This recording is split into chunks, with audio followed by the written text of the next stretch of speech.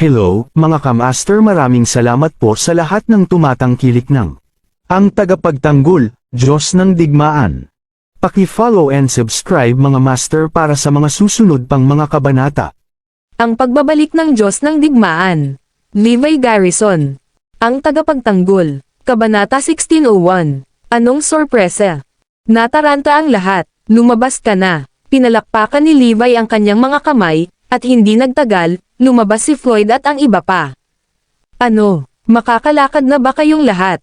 Teka, nabawi mo na ba ang iyong kapangyarihan? At ang iyong kapangyarihan? Nang makita ang mga pagbabago kay Floyd at sa iba pa, nabigla ang mga Dragonites. Pareho pa rin ba silang grupo ng mga walang kwentang lalaki? Si Floyd at ang iba pa ay tinatrato noon na parang mga hayop na inaakala nilang walang kwenta. Gayunpaman, sila ay talagang nagbago ng malaki sa maikling panahon. Sa daang lalaki, mayroong hindi bababa sa 2 na ang mga kakayahan ay maihahambing sa Northern Demon. Si Floyd ay partikular na malakas na halos maabot niya ang pekeng pinakamataas na klase, na ginawa siyang mas mahusay kaysa sa Nine Lords. Hindi kalabisan na sabihin na si Floyd at ang iba pa ay tiyak na makakapatay ng isang Supreme Class Fighter ng magkasama. Higit sa lahat, umuunlad pa rin sila. Tagumpay ang plano ng Hidden Dragon. Ito ay mas mahusay kaysa sa naisip namin. Salamat, Crown King. Palagi kang magiging Crown King ng Erudia. Halos mangiyak-ngiyak na ang lahat sa tuwa. Maaari na silang lumabas at kumilos ng nakapag-iisa ngayon. Ngunit lahat kayo ay mahina pa rin, kaya ang bawat labanan na makakaharap ninyo sa hinaharap ay magiging mapanganib. Dapat alam mo kung ano ang gagawin. Diretsyong tinuro ni Levi. Natigilan sila. Mahina tayo. Seryoso. Sa katunayan, wala sa mga Dragonites ang mas malakas kaysa kay Floyd at sa iba pang mga lalaki, na lubos na magpapahusay sa kapangyarihan ni Erudia. Sa paghusga mula sa kasalukuyang estado ng grupo, si Floyd ay magiging isang Supreme Class Fighter, na susundan ng iba pang grupo. Ang pagkakaroon ng walang limitasyong potensyal, tiyak na sila ang magiging gulugad ng Erudia. Matapos bumalik ang mga Dragonites kasama si Floyd at ang iba pa, isang emergency na pagpupulong ang agad na ginanap, at ito ay dinaluhan ng lahat ng mga mandirigma sa Erudia.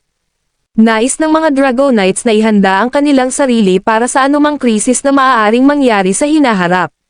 Sa mahigpit na pagsasalita, lahat ng pinakamataas na uri ng mga mandirigma ay independyente at hindi kabilang sa anumang bansa. Kaya naman, hindi lamang kailangang bantayan ni Erudia ang mga dayuhang kaaway kundi pati na rin ang mga Supreme Class Fighters sa bansa. Dapat maging malinaw ang lahat tungkol sa pangako ng mga Diyos, tama ba? Sa lalong madaling panahon, haharap tayo sa isang hindi pa nagagawang suliranin. Ang kamatayan ay isang maliit na bagay, ngunit ang buong Erudia ay mahuhulog sa purgatorio, itinuro ng nakatataas na mga Dragonites. Naging seryoso ang lahat. May tanong ako, sabi ni Floyd. Sige, Floyd. Napatingin ang lahat kay Floyd. Hindi ba ang layunin ng mga gumagawa ng pangako ng mga Diyos na pangalagaan ang kapayapaan sa daigdig at ilayo ang mga tao sa pagdurusa? Hindi ba sila dapat makialam ngayong may sumuwi sa pangako ng mga Diyos? Bakit nasira dahil lang sa isang tao? Ipinahayag ni Floyd ang kanyang mga pagdududa, na ibinahagi ng maraming tao. Inakala ng lahat na ang pangako ng Diyos ay parang isang larong pambata. Oo, nasira talaga dahil lang sa isang tao. Bakit wala nang pakialam ang mga gumagawa sa pagdurusa ng tao? Iyon ay dahil gusto nilang lumitaw ang isang mundo na may bagong kaayusan. Masyadong matagal na pinigilan ng pangako ng mga Diyos ang mga pinakamataas na uri ng mga mandirigma, habang ang mundo ay masyadong nagbago. Gusto nilang magkaroon ng bagong mundo. Kaya hindi sila makikialam anuman ang gawin ng mga Supreme Class Fighters. Nagulat ang lahat sa narinig. Ang mga gumagawa ay parang mga pinuno ng mundo. Ang pagbabalik ng Diyos ng Digmaan. Levi Garrison. Ang tagapagtanggol. Kabanata 1602. Ang lahat ay hindi maiwasang magtaka tungkol sa mga pagkakakilanlan ng mga gumagawa dahil ang huli ay maaaring maglaho sa lahat ng pinakamataas na klase ng mga mandirigma at kahit na may mga lakas na naglalagay sa kanila kaysa sa lahat ng nilalang. At saka, gusto pa nilang magkaroon ng bagong mundo. Sino ba talaga ang mga pinuno na gumawa ng pangako ng mga Diyos? Na-curious ang lahat, hindi ko alam. Walang anumang record ng mga ito sa mga pinakamahiwagang file sa Erudia. Walang nakakita at nakipag-ugnayan sa kanila dati. Napabuntong hininga ang lahat. Anong uri ng mga nilalang sila? Pinagmamasdan nila ang buong mundo na parang mga Diyos. Gayunpaman, hindi nila maabot ang mga gumagawa, kaya ang pinakamalaking banta ngayon ay ang mga kataas-taasang mandirigma ng klase. Dahil hindi sila nakikibahagi rito, tiyak na maglalabas ng kaguluhan ang mga Supreme Class Fighters sa mundo. At saka, tiyak na magkakaroon ng grupo ng mga bansa o puwersang may masamang intensyon na target si Erudia. Dapat tayong maging ganap na handa para sa ating mahirap na kinabukasan. Ang kalaban ay napakalakas, kailangan nating maging handa at manatiling alerto. Ang mga Dragonites pagkatapos ay gumawa ng isang plano upang makipagkompetensya sa mga kataas-taasang mandirigma ng klase pagdating ng oras. Ang mga mandirigma sa Erudia ay nagsimulang magsanay ng husto. Gumamit ang mga Dragonites ng mga gamot kasabay ng mga kasanayan sa pakikipaglaban at mga diskarte sa pakikipaglaban na nilikha ni Levi at ng iba't ibang mga nakatagong puwersa upang mapataas ang kanilang pagiging epektibo sa labanan. Lalong lumalim ang sitwasyon dahil malapit na talaga ang dilim. Hoy, tanga talaga tayo no. Bakit natin sinira ang Martial Vein ni Levi? Masisiguro kung maayos ang Martial Vein ni Levi, tiyak na magkakaroon ng isa pang Supreme Class Fighter sa Erudia. Hindi natin dapat sirain ang Martial Vein niya. Why don't we try our best to find a way to med his Martial Vein? Para mabawi niya ang kanyang kapangyarihan sa lalong madaling panahon. Okay, gawin natin yan. Nang ang mga Dragonites ay bumawi sa kanilang pagkakamali, ang pamilya ni Levi ay namumuhay sa isang buhay na hindi naiiba sa dati. Ang tanging bagay na nagbago ay ang Forlivie, Zoe at ang iba pa ay bumubuti. Nang ibagsak ni Zoe ang isang pader gamit ang kanyang mga kamay, sa wakas ay naunawaan na nila na isang qualitative leap forward ang ginawa. Hindi nang ahas si Levi na sabihin sa kanila na naging martial arts expert na sila sa takot na hindi nila ito matanggap. Mahirap para sa isang white-collar worker na tanggapin ang katotohanan na bigla siyang naging eksperto sa martial arts. Pagkatapos ng lahat, nakita nila ang pagsasanay ni Levi bilang isang ehersisyo. Levi, paprotektahan na kita mula ngayon. Tihi. Malugod itong tinanggap ni Zoe, habang sina Mia at Emma naman. Levi, alam namin ang iniisip mo. Gusto mong maging matatag tayo para hindi tayo malagay sa panganib. Narinig ko rin na malaki na ang pinagbago ng panahon ngayon. Maraming panganib dyan, kaya pinakamahusay na mayroon tayong kakayahang protektahan ang ating sarili.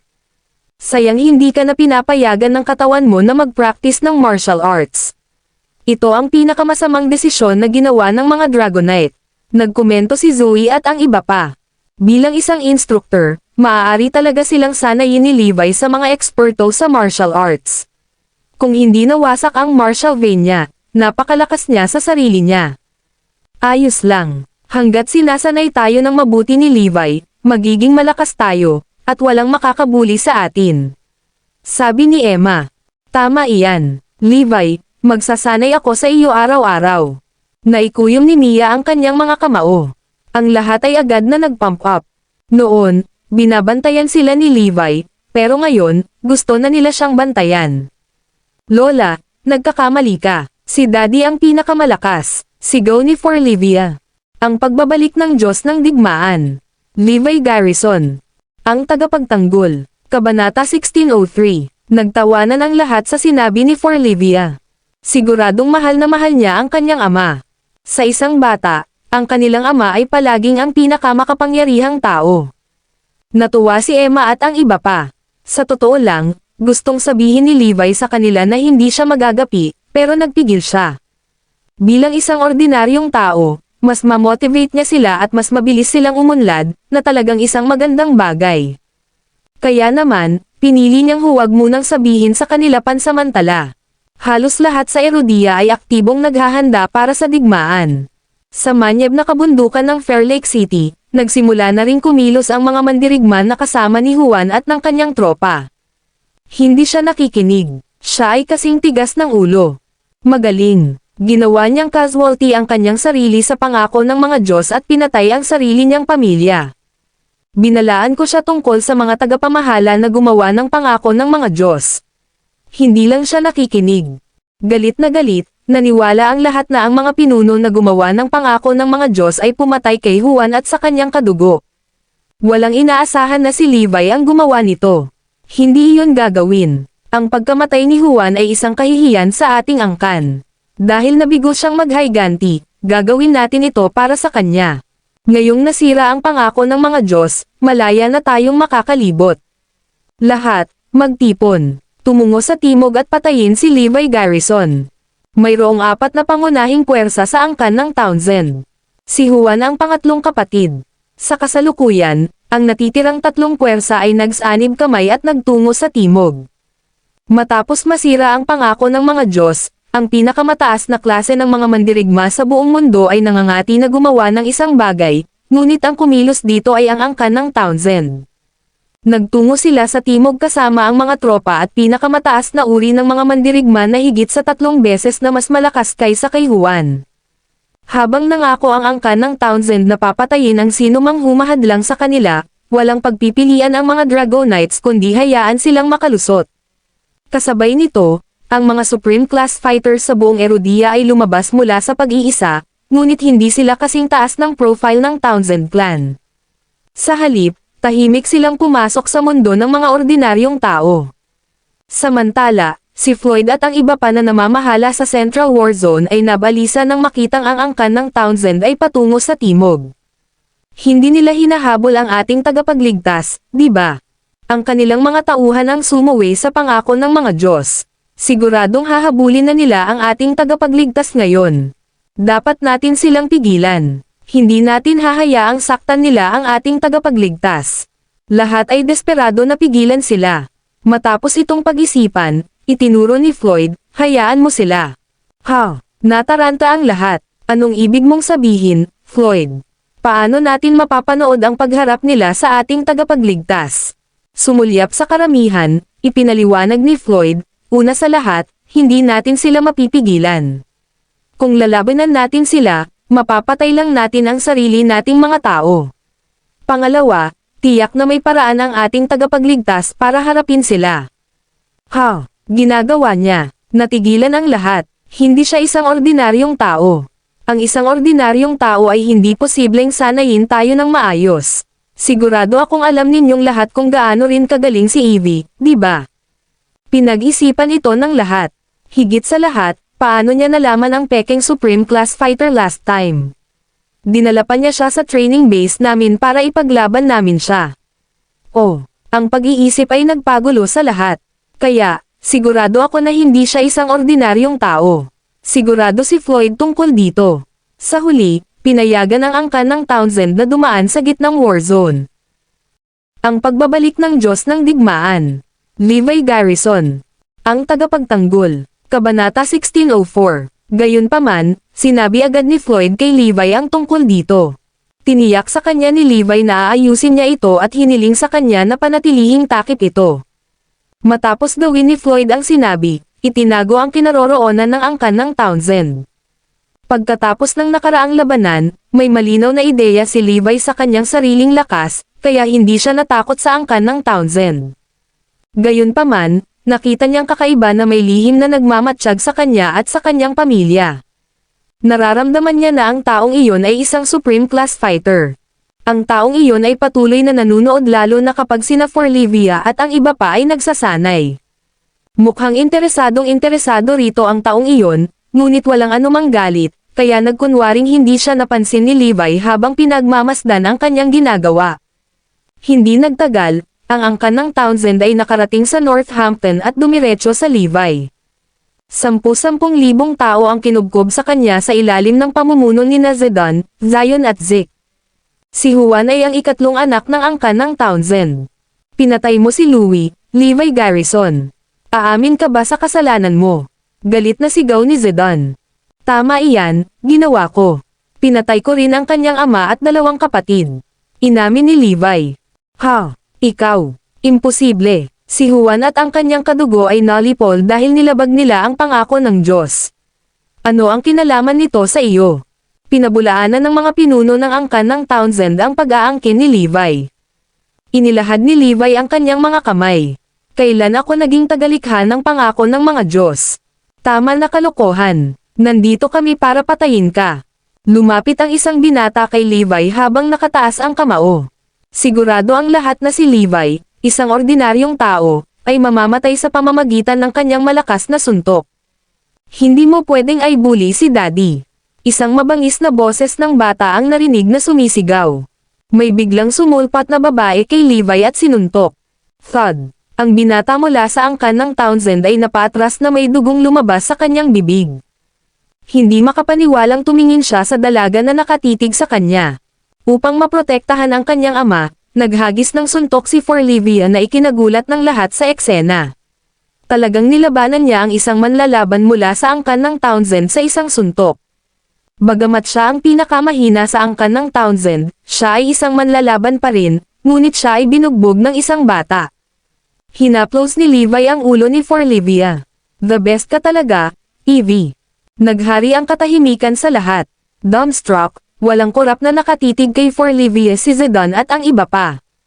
Di nakakatakot, pambihirang henyo. Kahit na ang angkan ng Townsend ay maraming mandirigma na nasa Supreme Class at Peking Supreme Class pati na rin mga henyo, hindi pa sila nakakita ng henyo tulad ni Forlivia. Ito ang pinakamalakas na henyo na nakita ko. Kapag kilala na ng iba ang babaeng ito, siguradong magdudulot siya ng sensasyon sa buong mundo. Mag-aaway ang lahat para sa kanya. Isang masasamang ngiti ang sumilay sa mga mukha ni Zidane, Zion, at Zeke habang gusto nilang dalhin si Forlivia para sanayin siya. Lahat, patayin si Levi Garrison at ibalik ang babaeng ito. Siya ang pag-asa sa hinaharap ng aming angkan sa pagkakaroon ng saligan. Utos ni Zidane na may kasamang Evil Green. Lahat ng mga mandirigma ay kinasuhan sina Levi at Forlivia. Walang sino man ang pinapayagang maglagay ng daliri sa aking alagad. Biglang may narinig na boses na sumisigaw. Ang pagbabalik ng Diyos ng Digmaan. Levi Garrison. Ang tagapagtanggol. Kabanata 1605. Natigilan ang lahat sa boses na iyon. At si Levi ang tanging exception. Siya ay binubuo. Dahil alam niyang may tao sa dilim. Isang taong palihim na nagmamatsyag sa kanila. At sa sandaling iyon, sa wakas ay lumitaw sila. Sa katunayan, alam ni Levi kung bakit binabantayan siya ng mga taong ito at ang kanyang pamilya. Nandito sila para sa Forlivia. Maaaring matagal na silang interesado sa mga talento ni Evie. Ngayong gustong kunin ng Townsend clan si Forlivia, tiyak na hindi sila sisang-ayon. WHO. Lahat ng tao sa angkan ng Townsend ay biglang napalingon. Ilang figure ang nagpakita sa tuktok ng manor. Nakasuot ng puti, malinis ang ugali nila. At bawat isa sa kanila ay isang Supreme Class Warrior. Thud, thud, thud. Nagsimulang tumunog ang mga yabag mula sa kanilang paligid. 10-10 kabataan ang lumitaw. At lahat sila ay Peking Supreme Class Warriors din. Sa sandaling lumitaw sila, ang ekspresyon ng mga Townsend ay naging malungkot. Malakas ang kutob nila tungkol sa mga kakilakilabot na kakayahan ng mga taong iyon na kalalabas lang. Yung angkan ng Townsend, ha? Kami ay mula sa Wildefield sa Westford, at ang aming mga mata sa batang babae na ito. Mas mabuting huwag mo siyang guluhin. Ano? Wildefield sa Westford. Si Zidane at ang kanyang mga tao ay lubos na namangha nang marinig iyon. Ang iba ay hindi pa narinig ang tungkol dito, at gayon din si Levi. Ngunit pamilyar dito ang angkan ng Townsend. Bago pa man ang pangako ng mga Diyos, isa na si Wildefield sa pinakamakapangyarihang puwersa sa Erodia, na kilala bilang Pinnacle of Westford. Sinasabing mayroon silang daan-daang mandirigma sa Supreme Class. Ngunit pagkatapos ng mahabang panahon mula noong nawala si Wildefield, walang ideya ang Townsend kung hanggang saan ang pagsulong ni Wildefield.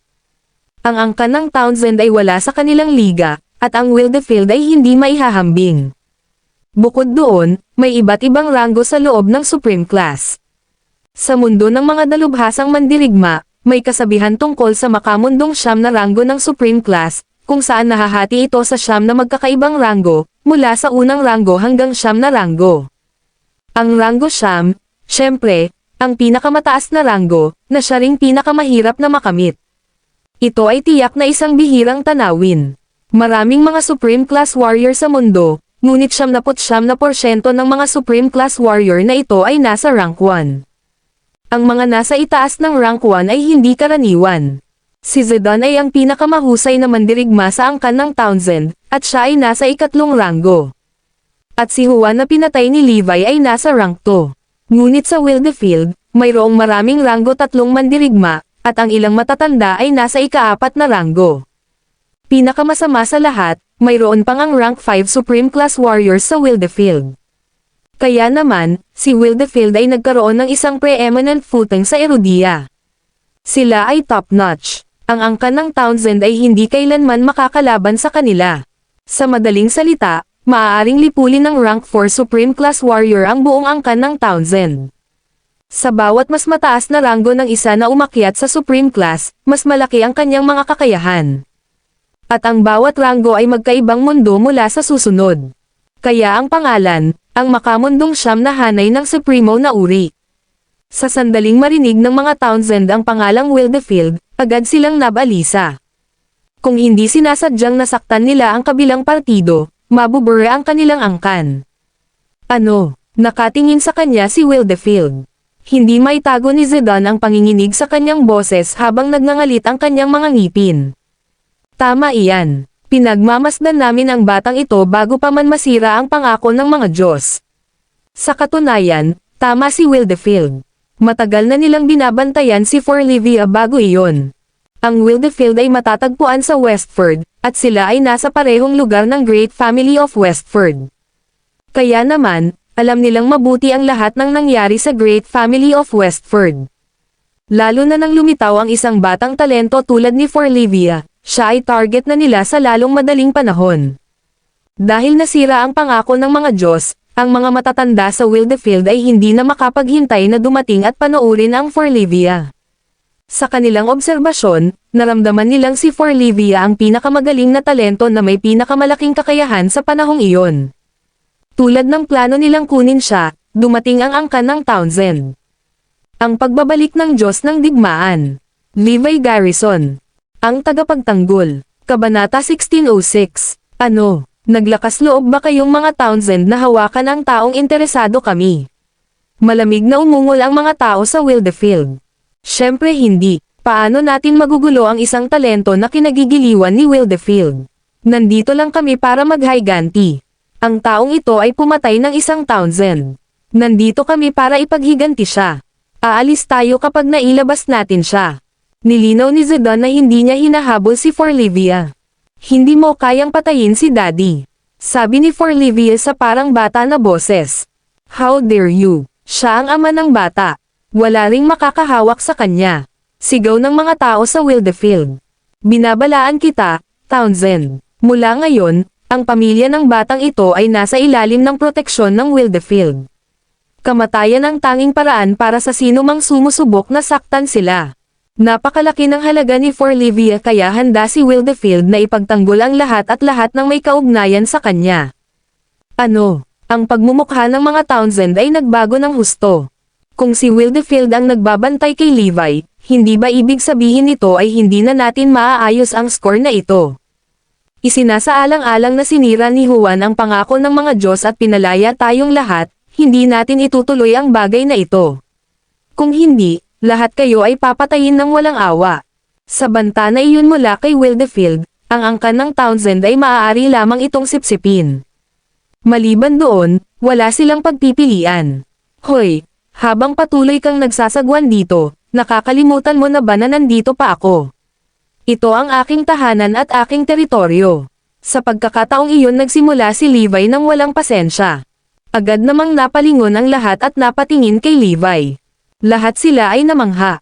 How dare a commoner speak among a group of supreme class warriors? Napakawalang galang na kawawa. Umalis kayo rito, o papatayin ko kayong lahat. Tinuro ni Levi ang angkan ng Townsend habang sinasabi niya. Ang kanyang tono ay hinihingi, at ito ay nagulat sa lahat ng naroroon, na para bang siya ay talagang nilagyan ng mga kakayahan upang gawin iyon. Tiningnan ni Levi ang lahat mula sa Wildefield at nagpatuloy sa mahinahong tono, pakialis din.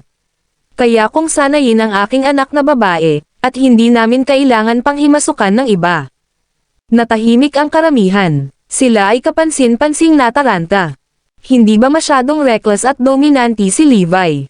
Paano niya nalang baliwalain ang Townsend clan at Wildefield? Bakit tulala ka pa dyan? Magwala ka. Ito ay naging pribadong usapin ng Wildefield, sinimulan ng mga tao ng Wildefield ang pagbabala sa angkan ng Townsend. Umalis. Utos ni Zedon. Ang angkan ng Townsend ay umalis sa isang iglap. Si Floyd mula sa Central War Zone ay binabantayan ang mga paggalaw sa Northampton. Nang makita niyang umalis na ang angkan ng Townsend, sumili ang nakakagaan ng ngiti sa kanyang mukha. Alam kong magkakaroon ng mga paraan si Master para malampasan ito. Ngayon ang kanyang krisis ay nalutas na, at maaari tayong kumulo. Sabi nga, kailangan nating magsumikap. Doon lang tayo makakapag-stand out at makakapagtanggol sa kanya, hindi tulad ngayon. Samantala, si Levi ay nakaharap sa mga tao ng Wildefield. Ang ilang matatanda ng Wildefield ay nauna kay Levi. Sige, pag-usapan natin ang ating bagay ngayon. Nandito kami para ipaalam sa iyo na opisyal na tinanggap ang iyong anak bilang alagad ng Wildefield. Ilagay natin ito sa ganitong paraan. Ang kanyang mga talento ay ang pinakamahusay sa lahat ng aming nakita. Gagamitin namin ang lahat ng aming mga mapagkukunan upang sanayin siya. Kaya, hindi mo kailangang mag-alala tungkol sa kanya. Bukod doon, gagawin din ng iyong pamilya. Ang pagbabalik ng Diyos ng Digmaan. Levi Garrison. Ang tagapagtanggol. Kabanata 1607. Mababa ang tingin ni Levi sa mga taong ito. Hindi pa niya narinig ang tungkol kay Wildefield. Nagtiwala lamang siya sa kanyang sarili at sa matandang nasa kulungan. Sino pa ba ang mas magaling sa akin? Hindi. Imposible iyon. Maliban doon, hindi niya sineseryoso si Wildefield. Ano? Natigilan ang lahat mula sa Wildefield nang marinig ang sinabi ni Levi. Ano ang ibig niyang sabihin? Mababa ba ang tingin niya sa amin? Nang ahas bang tingnan tayo ng angkan ng Townsend? Wala sila. Paano maglakas loob ang isang karaniwang tao na gumawa ng gayong mapangahas na pananalita? Ang mga matatanda ng Wildefield ay nabigla sa sinabi ni Levi kaya nawalan sila ng mga salita. Ang aking anak na babae ay may mahusay na kakayahan, at iyon ay upang sabihin na mayroon kang magandang mata. Gayunpaman, sasanayin ko na lang siya. Hindi ako kumpiyansa sa iba, not to mention they're not qualified enough. Prangkang sabi ni Levi. Gayunpaman, ang kanyang mga salita ay labis na nakasakit kay Wildefield. Anong ibig mong sabihin? Hindi sapat na kwalipikado si Wildefield. Sasabihin ko sa iyo kung ano. Ang gobernador mismo ng Wildefield ang gustong kunin ang iyong anak na babae bilang kanyang disipulo. Isa siyang rank 5 Supreme Class Warrior, at kaya niyang lipulin ang Townsend clan sa isang tibok lang ng puso. Bukod dyan, ang 4 na elder sa Wildefield, na kilala bilang Eminent 4 na mga rank 4 Supreme Class Warrior ay sama-samang sasanayin din ang iyong anak. Biglang napalitan ng pin drop na katahimikan ang eksena. Sa sandaling matapos magsalita ang matanda, ang iba pang 10 ng mga mandirigma mula sa Wildefield ay natakot. Nakakakilabot iyan. Ito ay kakilakilabot lamang. Noong una, inakala nilang lahat na si Forlivia ay tatanggapin bilang isang alagad ng isa sa mga matatanda. Hindi nila alam na ang gobernador mismo ang magiging amo niya. Bukod doon, ang Eminent 4 ay magbibigay din ng kanilang mahusay na kaalaman sa kanya. Itinaya nila ang buong Wildefield sa kinabukasan ng Forlivia. Ito ay magiging isang nakababahalang balita kapag umabot sa pandinig ng iba pang mga mandirigma o puwersa ng Supreme Class.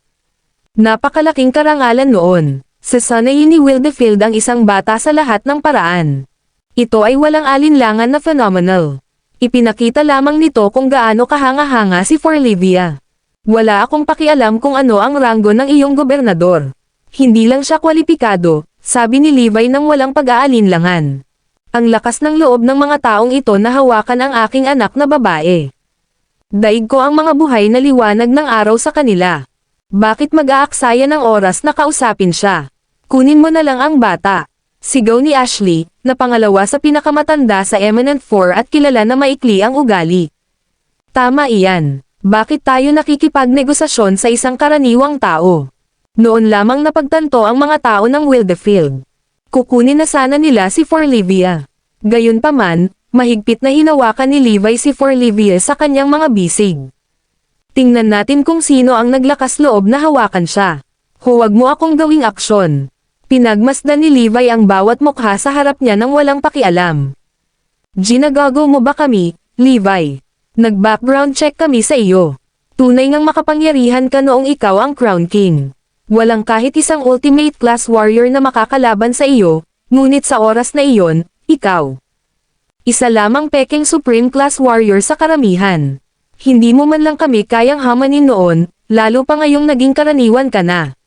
Si Tresta, ang pangatlo sa linya ng Eminent Four ay ngumisi. Maaari mong subukan. Ganti ni Levi. Halika, dalhin mo ang bata. Agad na bilin ni Ashley. Nang maging tense ang sitwasyon, sumugod si Zoe kasama ang isang grupo ng mga tao. Kabilang sa kanila sina Thierry at George. Halos lahat ng miyembro ng konseho ng Great Family of Westford ay dumating.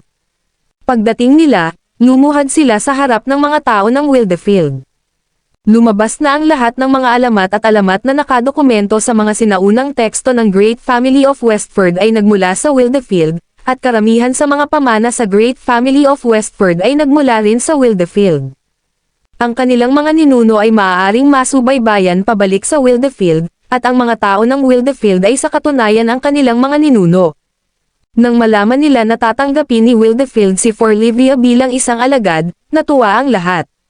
Levi, sino ka para tumanggi? Ang katotohanan na si Forlivia ay tinanggap ni Wildefield bilang kanilang disipulo ay dapat ang pinakadakilang kaluwalhatian na maaari mong matanggap kailanman. At sa hinaharap, ikaw at si Zoe ay makikinabang pa rito. Ang pagbabalik ng Diyos ng Digmaan. Levi Garrison. Ang tagapagtanggol. Kabanata 1608. Ang katayuan sa lipunan ng isang ina ay nauugnay sa kanyang anak. Naiintindihan mo ba ito? Ngayong si Forlivia ay naging pag-asa ng Wildefield, magkakaroon ka rin ng magandang buhay. Magiging bahagi ka rin ng Wildefield ng hindi direkta. Mauunlad ka lang mula rito sa ganoong oras. Nagsalitan si Cora at ang iba pa para kumbansihin siya. Hindi lamang ang mga magulang ni Forlivia, kundi ang lahat ng malalapit at malalayong kamag-anak niya ay makakasama ng kaluwalhatian at umunlad sa kanilang buhay. Dahil sa regalo lang ng isang tao, lahat ng tao sa paligid niya ay nagkaroon ng malaking break. Katulad ng noong ang isang karaniwang tao mula sa nayon ay naging pinakamayamang tao sa mundo, ang buong nayon ay nagkaroon ng mas komportableng pamumuhay. Ang pinagkaiba lang ay ang mga taga-nayon sa katunayan ay mga supreme class warrior sa sitwasyong ito. Kaya naman, kapwa umaasa ang pamilya Lopez at ang dakilang pamilya ng Westford na makapunta si Forlivia sa Wildefield. Sa tingin ko ay mabuti din. Sa totoo lang, karapat-dapat si Forlivia sa isang mas malaking plataporma para ipakita ang kanyang mga talento. Maging sina Emma at Mia ay pumayag na maging disipulo ni Wildefield si Forlivia. Hindi na kailangang sabihin, ang kanilang intensyon ay iba sa iba. Ang iba ay nag-aalala tungkol sa mga benepisyo at kaluwalhatian na kanilang kikitain. Ngunit sina Emma at Mia ay isinasaalang-alang mula sa pananaw ni Forlivia, at gusto nila ang pinakamahusay para sa kanya. Lumingon si Levi kay Zoe. Pareho din ba kayo ng opinyon? Tumanggaw si Zoe. Oo, kahit na hindi ko kayang makitang umalis si Evie, nakatadhana siya sa kadakilaan at hinding-hindi maaaring maging isang ordinaryong tao lamang. Baka hayaan natin siyang magkaroon ng magandang kinabukasan. Alam kong mayroon kang mahusay na mga kasanayan sa pagtuturo, at ginawa mo kaming umakyat upang maging mga dalubhasang mandirigma sa napakaikling panahon, ngunit ang mga regalo ni Evie ay hindi dapat sayangin kahit sandali. Ngayong handa na si Wildefield na sanayin siya, at ginagamit pa nga nila ang lahat ng kanilang mga mapagkukunan para gawin ito, sa palagay ko ay doon dapat kabilang si Evie. Ang mga tao ng Wildefield ay natuwa at nasiyahan nang marinig ang salita ni Zoe. Ma'am, buti na lang may matinong tao pa. Tumingin si Ashley kay Levi at ngumisi. Levi, narinig mo ba yon?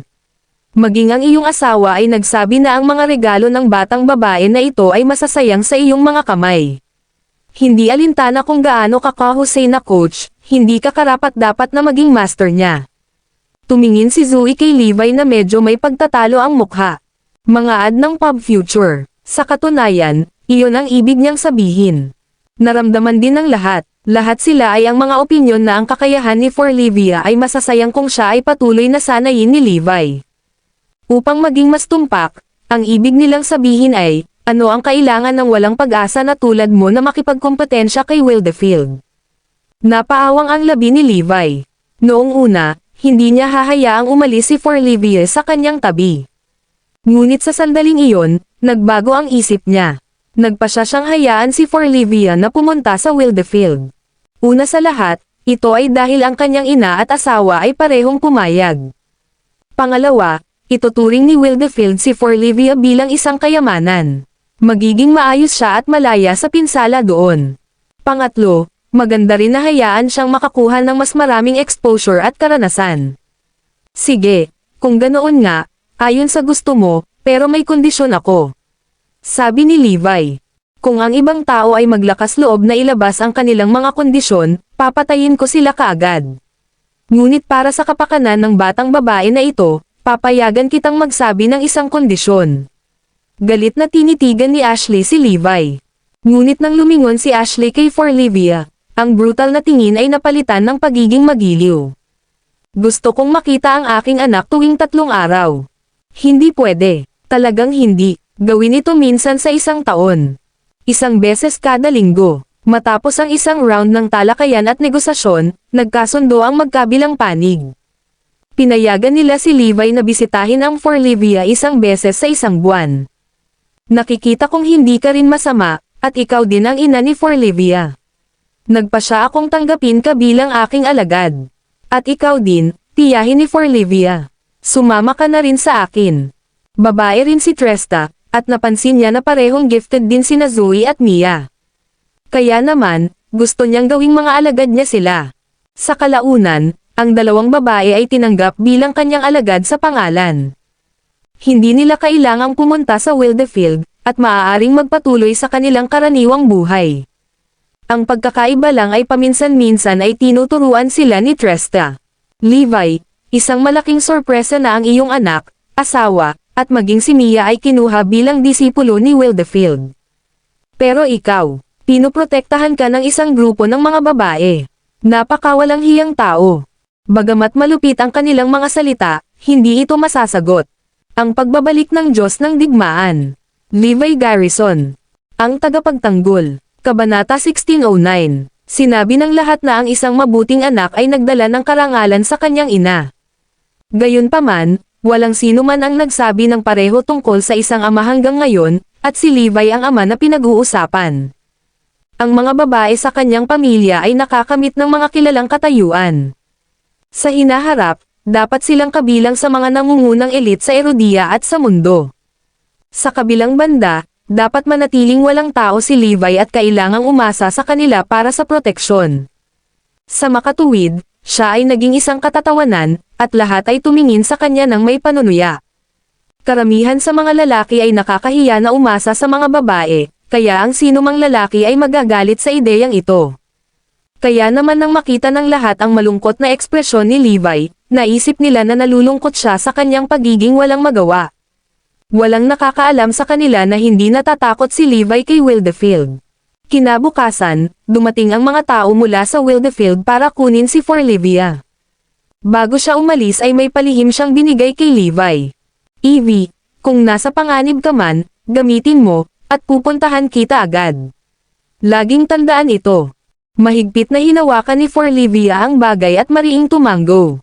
Naalala niya lahat ng sinabi ni Levi sa kanya. Dahil si Forlivia ay isang masunurin at matalinong bata, alam niya kung ano ang dapat niyang gawin. Nang magpaalam na sila, pinilit niyang huwag umiyak. Binabalaan kita, kung ang aking anak na babae ay pagmalupitin sa anumang paraan, pupunta ako at lipulin kayong lahat. Ako ay isang tao sa aking mga salita, sabi ni Levi. Si Forlivia ay laman at dugo ni Levi, kaya hinding-hindi niya hahayaang magdusa ito ng anumang kahihiyan. Samantala, hindi umimik si Zoe, ngunit mariin niyang ikinuyom ang kanyang mga kamao. Hindi rin niya gustong mamaltrato si Forlivia sa anumang paraan. Hahaha, nagsimulang tumawa ang lahat nang marinig nila si Levi. Hindi sila kailanman nakakita ng isang taong handgal na magbanta sa isang grupo ng mga Supreme Class Fighters. At saka, galing sila sa Wildefield. Sabi niya sisirain niya tayo. Iyan ay isang madugong biro. Kailangan mong maging kahit isang rank 6 Supreme Class Fighter para makapagsabi ng ganyan. Ang rank 6 Supreme Class Fighters ay napakabihirang. Hindi sila ordinaryong tao tulad niya.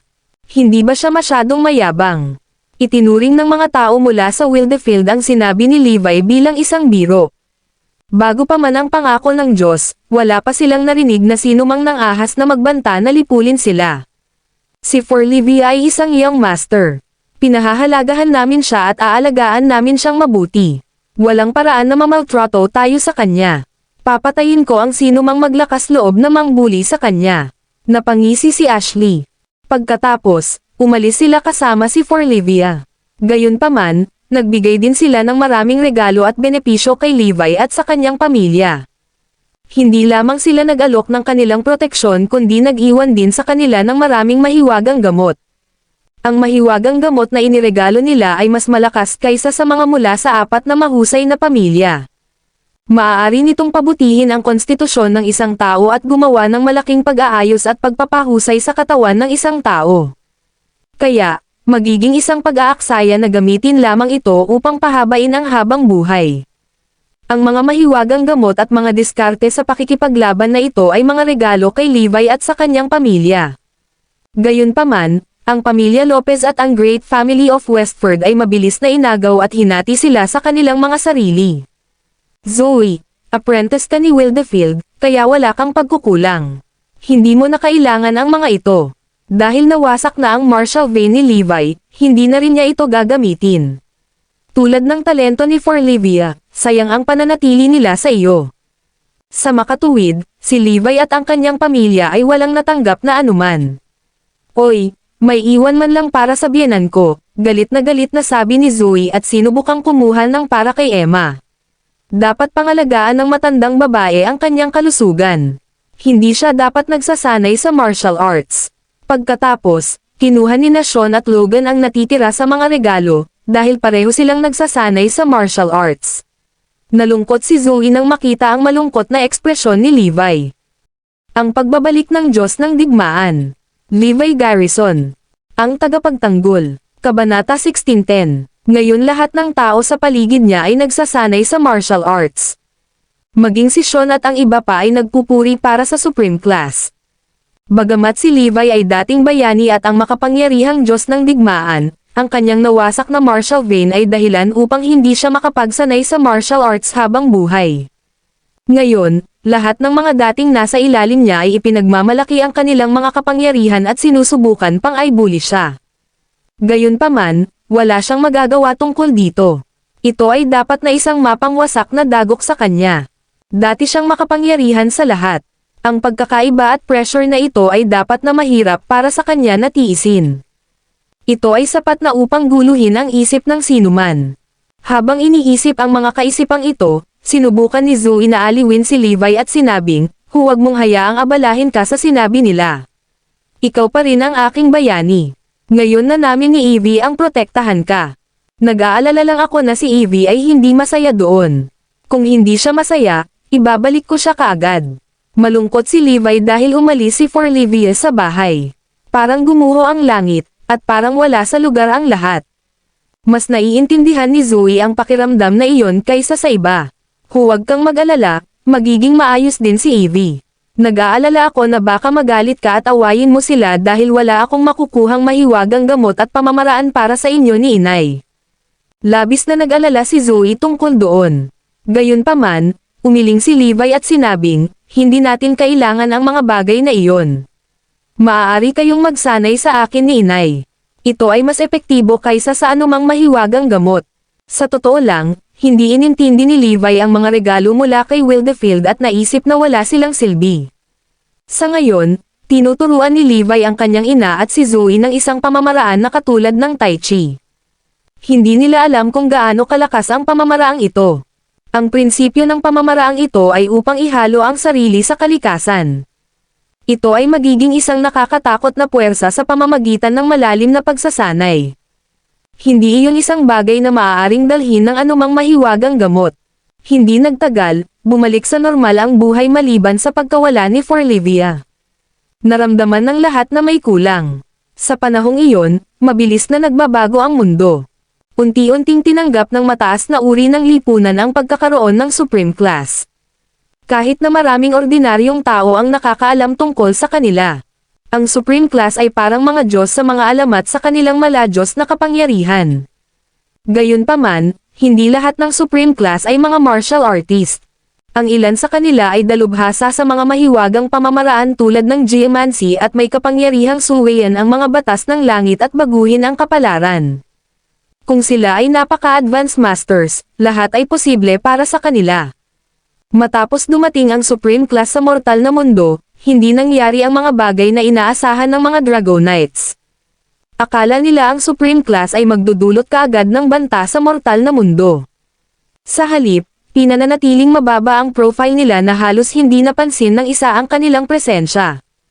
Naghanap sila ng mga mapagkukunan para sa pagsasanay at naghanap ng mga henyo na may malaking potensyal, ngunit hindi sila kailanman nagdulot ng anumang problema.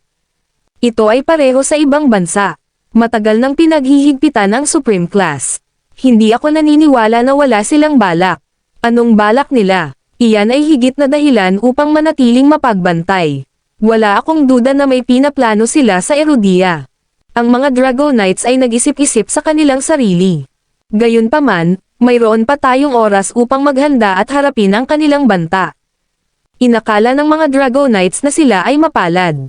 Ngayon, kailangan nating aktibong maghanap ng mga Supreme Class Fighters at hikayatin silang sumali sa hukbo ni Erudia. Kailangan natin silang magbigay ng kanilang lakas sa bansang ito. Oo nga pala, may nahanap ka na ba tungkol sa pagpapagaling sa martial vein ni Levi?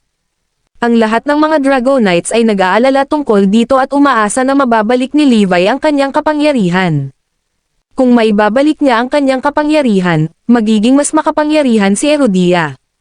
May balita ako. Nakakita kami ng taong makakapag-ayos ng martial vein ni Levi. Bagamat walang garantiya, kailangan pa rin nating subukan. Ang mga miyembro ng konseho ng Dragonites ay tuwang-tuwa. Dalhin mo siya dito dali. Ang pagbabalik ng Diyos ng Digmaan. Levi Garrison. Ang tagapagtanggol. Kabanata 16:11. Ang taong nag-anunsyo ng balita ay nag-alinlangan sandali at sinabing, gayunpaman, mayroon silang mga kondisyon. Hindi mahalaga kung ano ang mga kondisyon hanggat maaari nilang pagalingin ang martial vein ni Levi. Oo, hindi tayo dapat maglaan ng gastos para sa kanyang paggaling. Ang iba pang mga Dragonites ay sumigaw ng tame time. Mabuti, kung iyon ang kaso, maaaring mayroong isang magandang pagkakataon na gumaling. Ang nakita namin ay isang sinaunang pamilya ng medical elite sa Erudia.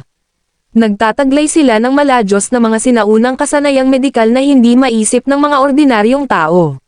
Narinig ko na ginawa nila ang isang ordinaryong martial artist sa isang Supreme Class martial artist gamit lamang ang gamot at sinaunang medikal na kasanayan. Napabuntong hininga ang lahat sa narinig. Lumikha sila ng isang Supreme Class martial artist na may lamang sinaunang medikal na kasanayan at mahiwagang gamot. Iyan ay hindi kapanipaniwala. Ang mga Dragonites ay may isa pang ideya. Naisipan nilang kunin ang sinaunang pamilyang ito ng medical elite na lumikha ng mga Supreme Class Fighters para kay Erudia. Kaya naman, agad silang nakipag-ugnayan sa mga Dragonites. Ang sinaunang pamilya ng medical elite ay nagpadala ng isang karanasan na ika-11 elder, si Sonny Washington, upang makipagkita kay Levi kasama ang mga Dragonites. Si Sonny ay isang Supreme Class mismo. Siya ay sikat sa pagiging bihasa sa parehong mga medikal na kasanayan at martial arts. Sinasabi mo ba na ang kanyang martial vein ay ganap na nawasak? Naging seryoso ang ekspresyon ni Sonny nang marinig ang kalagayan ni Levi. Mahirap bang gumaling? Tanong ng isa sa mga Dragonites. Bilang isang pangkalahatang tuntunin, imposibleng ayusin dahil ang isang martial vein ay naiiba sa anumang iba pang ugat. Higit pa rito, ito ay nawasak. Kaya kung man itong pagalingin, hindi na ito maibabalik sa dating kalagayan. However, I still need to check him myself to be certain, prangkang sabi ni Sonny. Ang mga ekspresyon ng mga Dragonites ay naging seryoso. Hindi nagtagal, nakarating sila sa Northampton. Dahil sina Zoe at Mia ay sumama kay Tresta para sa pagsasanay, tanging si Levi at ang kanyang ina ang nasa bahay.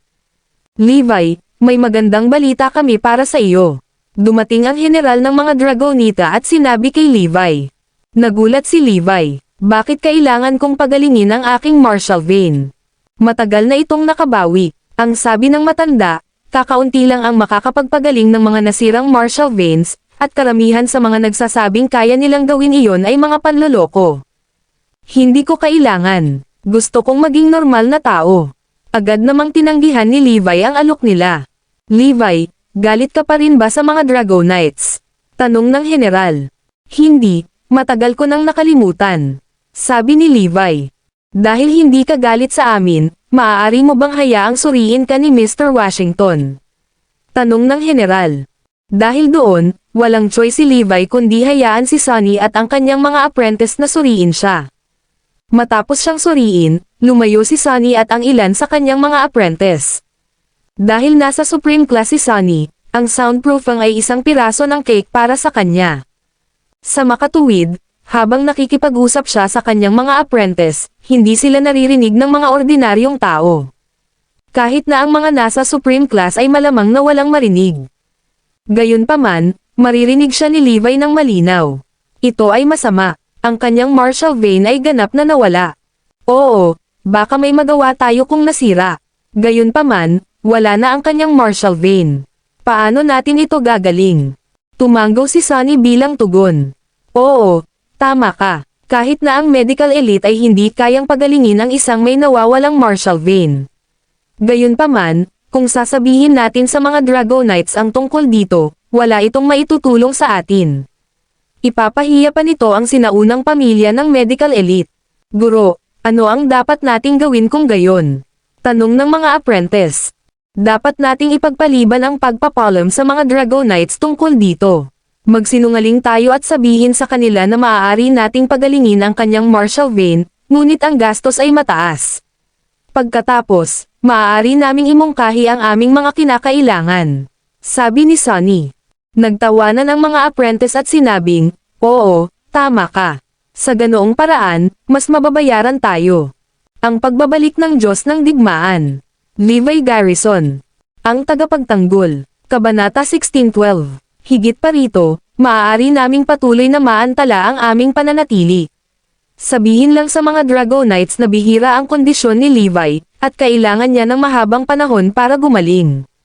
Hinaplos ni Sonny ang kanyang balbas at ngumiti ng tuso. Samantala, malinaw na narinig ni Levi ang lahat. Hindi mahanap ng lalaking ito kung nasaan ang martial vein ko. Iyon ay dahil noong inayos ng matandang nasa kulungan ang aking martial vein at ginawa itong invisible. Kaya, walang makakaalam kung nasaan ito. Gayunpaman, umiiral pa rin ito. Gayunpaman, hindi ito mahanap ng mga taong ito at plano pa rin nilang magsinungaling sa mga Dragonites para sa personal na pakinabang. Nakakahiya talaga sila. Hindi nagtagal, dumating ang mga Dragonite at nagtanong, kumusta ang kanyang kalagayan. Naging mataimtim ang ekspresyon ni Sonny. Sumimangot siya ng malalim at nagtanong, maaari ko bang malaman kung gaano siya kahalaga sa iyo? Nagulat ang mga Dragonites sa kanyang tanong at mabilis na sinabi, napakahalaga niya sa amin at sa kinabukasan ni Erudia. Kung ganoon, magkano ang handa mong gastusin para sa kanya? Tanong ni Sonny. Handa kaming magbayad ng kahit ano. Sagot ng The Dragonites. Magandang malaman iyon, nakangiting sabi ni Sonny. Nangangahulugan ito na maaari siyang gumawa ng anumang kahilingan. Sa totoo lang, mas malala pa ang kalagayan niya kaysa sa inaakala natin. Marami na tayong nakitang klase ng martial vein damage and even destruction, pero walang kasing sama sa kanya, paliwanag ni Sonny. Agad na nataranta ang mga Dragonites. Naniwala sila sa lahat ng sinabi ni Sonny. Mayroon bang paraan para gumaling siya? Tanong nila. May isang paraan, ngunit nangangailangan ito ng marami sa ating pinakamahalagang mahiwagang gamot. Ito ay magiging isang napakalaking kawalan para sa amin. Dahil mauubos nito ang napakamahal na mapagkukunan, natatakot ako na hindi papayag ang pamilya. Unless, sabi ni Sonny. Ang mga Dragonites ay apurahang nagtanong, maliban kung ano. Maliban na lang kung matutupad mo ang lahat ng kondisyong nakalista ng sinaunang pamilya ng medical elite. Kung hindi, hinding-hindi sila papayag na gamutin natin siya. Sa wakas ay binanggit ni Sonny ang mga kondisyon. Huwag kang mag-alala, Mr. Washington. Ating tutuperin ang anumang kondisyon. Hindi ba't sinabi natin na handa tayong magbayad ng anumang halaga? Nang marinig ito, Hindi makapaniwala si Sunny at ang kanyang mga apprentice sa kanilang swerte. Ang Erodia ay isang malaking bansa na mayaman sa mga mapagkukunan. Higit sa lahat, handa ang mga Dragonite na ibigay ang anumang gusto nila. Nang gustong ilista ni Sunny ang mga kondisyon, biglang sinabi ni Levi, "Sandali." Ha! Nagulat ang lahat at napatingin kay Levi. Hindi nila maintindihan kung bakit siya biglang sumulpat. Hindi kailangang gumaling ang martial vein ko. Hindi mo kailangang ilista ang iyong mga kondisyon. Sabi ni Levi. Hindi ito gagawin. Levi, alang-alang sa kinabukasan ni Erodia, dapat gumaling ang martial vein mo. Ang mga Dragonites ay nakiusap sa kanya. Sila ay isang grupo ng mga manloloko na hindi maaaring ayusin ang aking martial vein. At saka, nawala na ang martial vein ko. Hindi nila mahanap. Ang nakakagulat na pahayag ni Levi ay nagpatahimik sa lahat. Nakikinig ba siya sa usapan namin? Napasulyap ang mga apprentice kay Sunny, ngunit umiling ito. Nangangahulugan ito na hindi narinig ni Levi ang mga ito ngayon, dahil ginamit niya ang kanyang enerhiya upang lumikha ng isang hadlang upang walang makatakas na tunog. Sa makatuwid, ang isang normal na tao ay hindi nakakarinig ng anuman. Sino ang nagsabi na hindi natin ito mapapagaling? Kami ang sinaunang pamilya ng medical elite. Hindi lamang namin mapapagaling ang iyong martial vein, ngunit maaari rin kaming lumikha ng mga supreme class fighters. Mga Dragonites, ano ang kanyang saloobin? Dahil hindi siya naniniwala sa amin, hindi na lang namin siya tretuhin. Si Sunny ay naglalaro ng husto.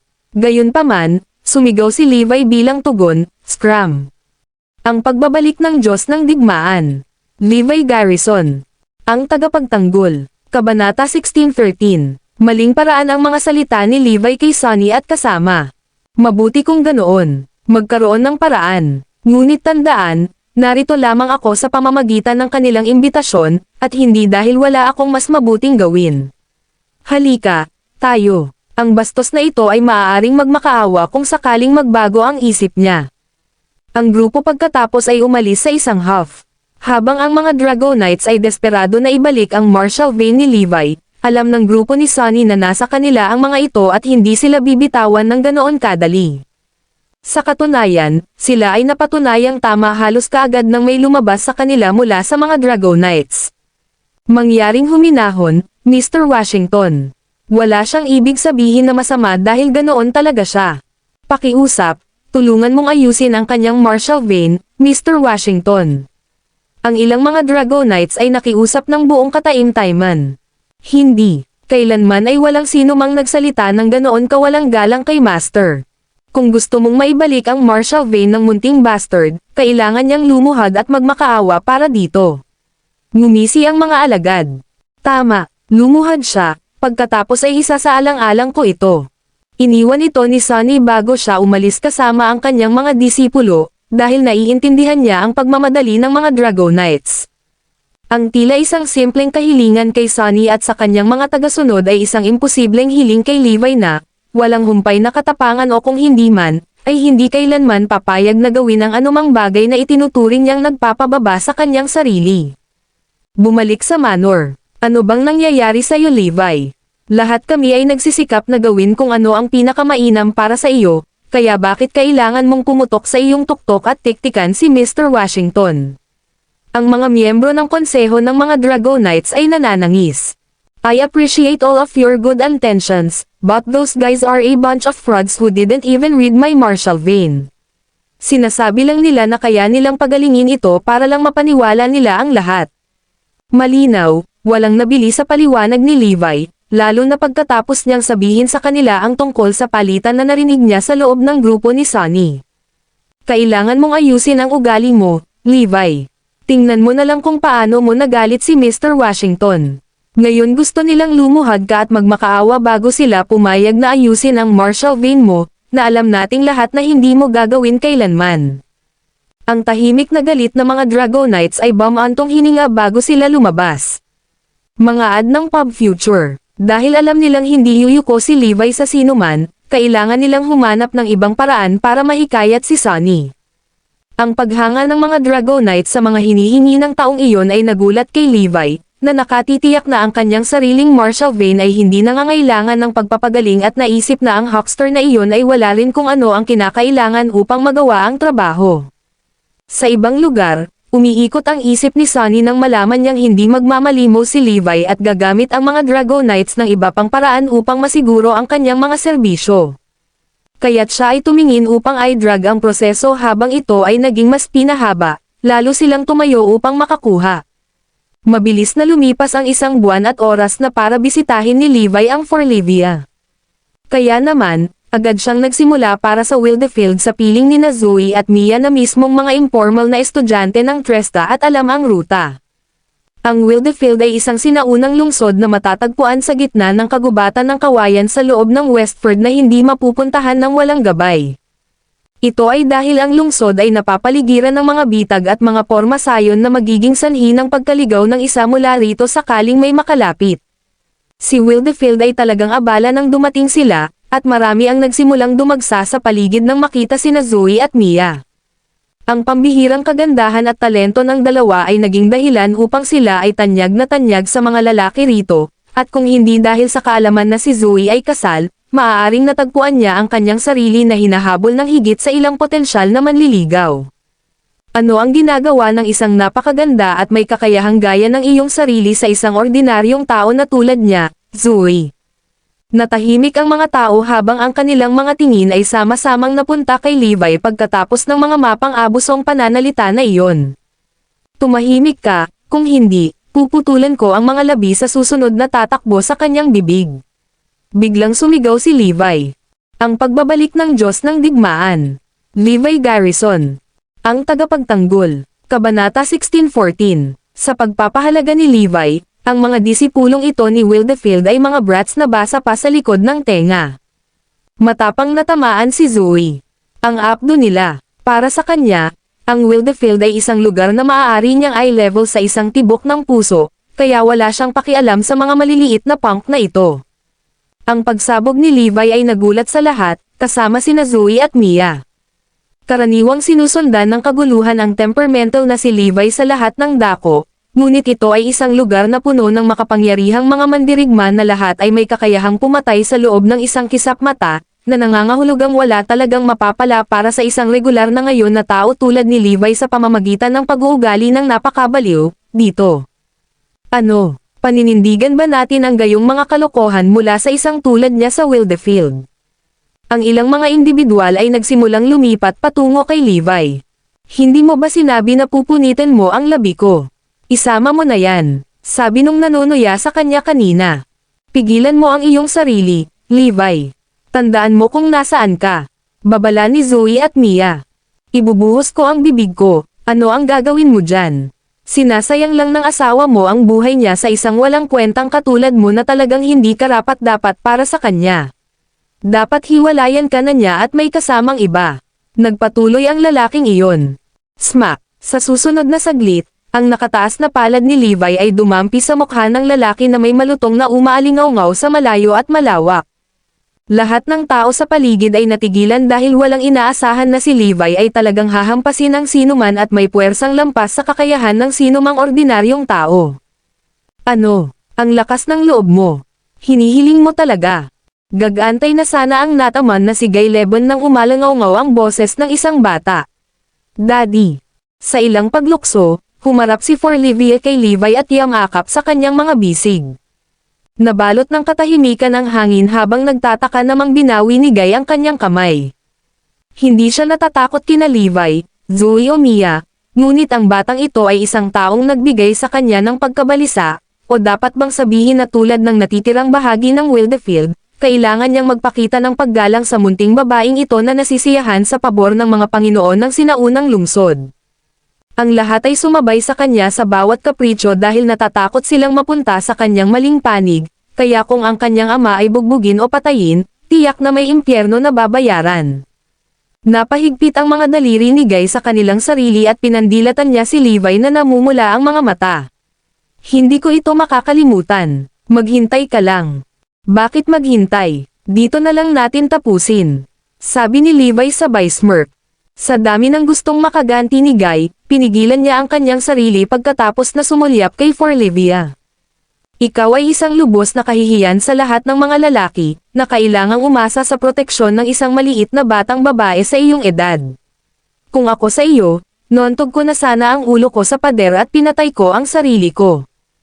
Iyon ang pumukaw sa ilang mahinang bulungan sa pagitan ng mga nanunood. Ang kahinaan sa mga lalaki ay nakasimangot sa mundong ito na kumakain ng aso, kaya ang mga naninirahan dito ay lalo na hinahamak si Levi, na napagpasyahan nilang umaasa sa kanyang asawa at sa kanyang sariling anak na babae. Sa kanilang pagpapahalaga, siya ay nagkasala sa mismong bagay na hindi dapat kasalanan ng sinumang marangal na Ginoo. Huwag mong sabihin yan sa daddy ko. Paano kung ang aking mommy at ang aking sarili ay protektahan siya? Nakapout na sabi ni Forlivia habang naka-eyeball sa paligid. Nakakailang biro ng isang lalaki, kailangang matakot sa likod ng isang maliit na bata. Hindi mo dapat ipakita ang iyong mukha sa publiko kung mayroon kang anumang pagmamataas na natitira sa iyo. Oo, baka mabuti pa sa sarili mo. Huwag na ang mga lalaki, kahit ang babaeng tulad ko ay hindi kayang sikmurain ito. Naging gulo ang mga pangyayari dahil hindi maiwasan ng lahat na mag-ambag sa kalokohan kapag naharap sa eksenang ito. Katahimikan. At bumalik sa inyong mga tahanan, kayong lahat. Dumating ang isang dumadagandong na dagandong mula sa kabila ng abot tanaw. Ito ay ang gobernador. Nandito na ang gobernador. Habang ang mga tao ay nagkalat na parang mga daga sa harap ng isang pusa, si Forlivia ay nasa sabik na sinabi, "Halika, Daddy. Nandito si Mr. Fairclough. Hayaan mong dalhin kita sa kanya." Ang pagbabalik ng Diyos ng digmaan. Levi Garrison. Ang tagapagtanggol. Kabanata 16:15. Sige. At sinundan siya ni Levi dahil medyo curious siya tungkol sa pinuno ng Wildefield, at sa paghusga mula sa kilos ni Forlivia, madaling makita kung gaano siya naninirahan dito sa ngayon. Si Levi ay pinamunuan ni Forlivia sa isang lumang gusali na malalim sa mga ipinagbabawal na bakuran sa loob ng lungsod, ang lugar kung saan ang gobernador, ang Eminent Four, at ang iba pang miyembro ng konseho ay nagpapatakbo. Mr. Fairclough, Mr. Fairclough. Ito ang daddy ko, bulalas ni Forlivia. Sa harap nila ay nakatayo ang isang matayog na silhwete ng isang charismatic na lalaki sa edad na 30s, na nababalot ng isang all-white ensemble. Sa isang makisig na mukha at isang magiliw na ngiti, siya ay tulad ng isang matalino sa gitna ng mga karaniwang tao, ngunit walang sino man ang maaaring maisip kung paano ang tila ordinaryong taong ito ay posibleng makaligtas kahit nasa armas nuclear.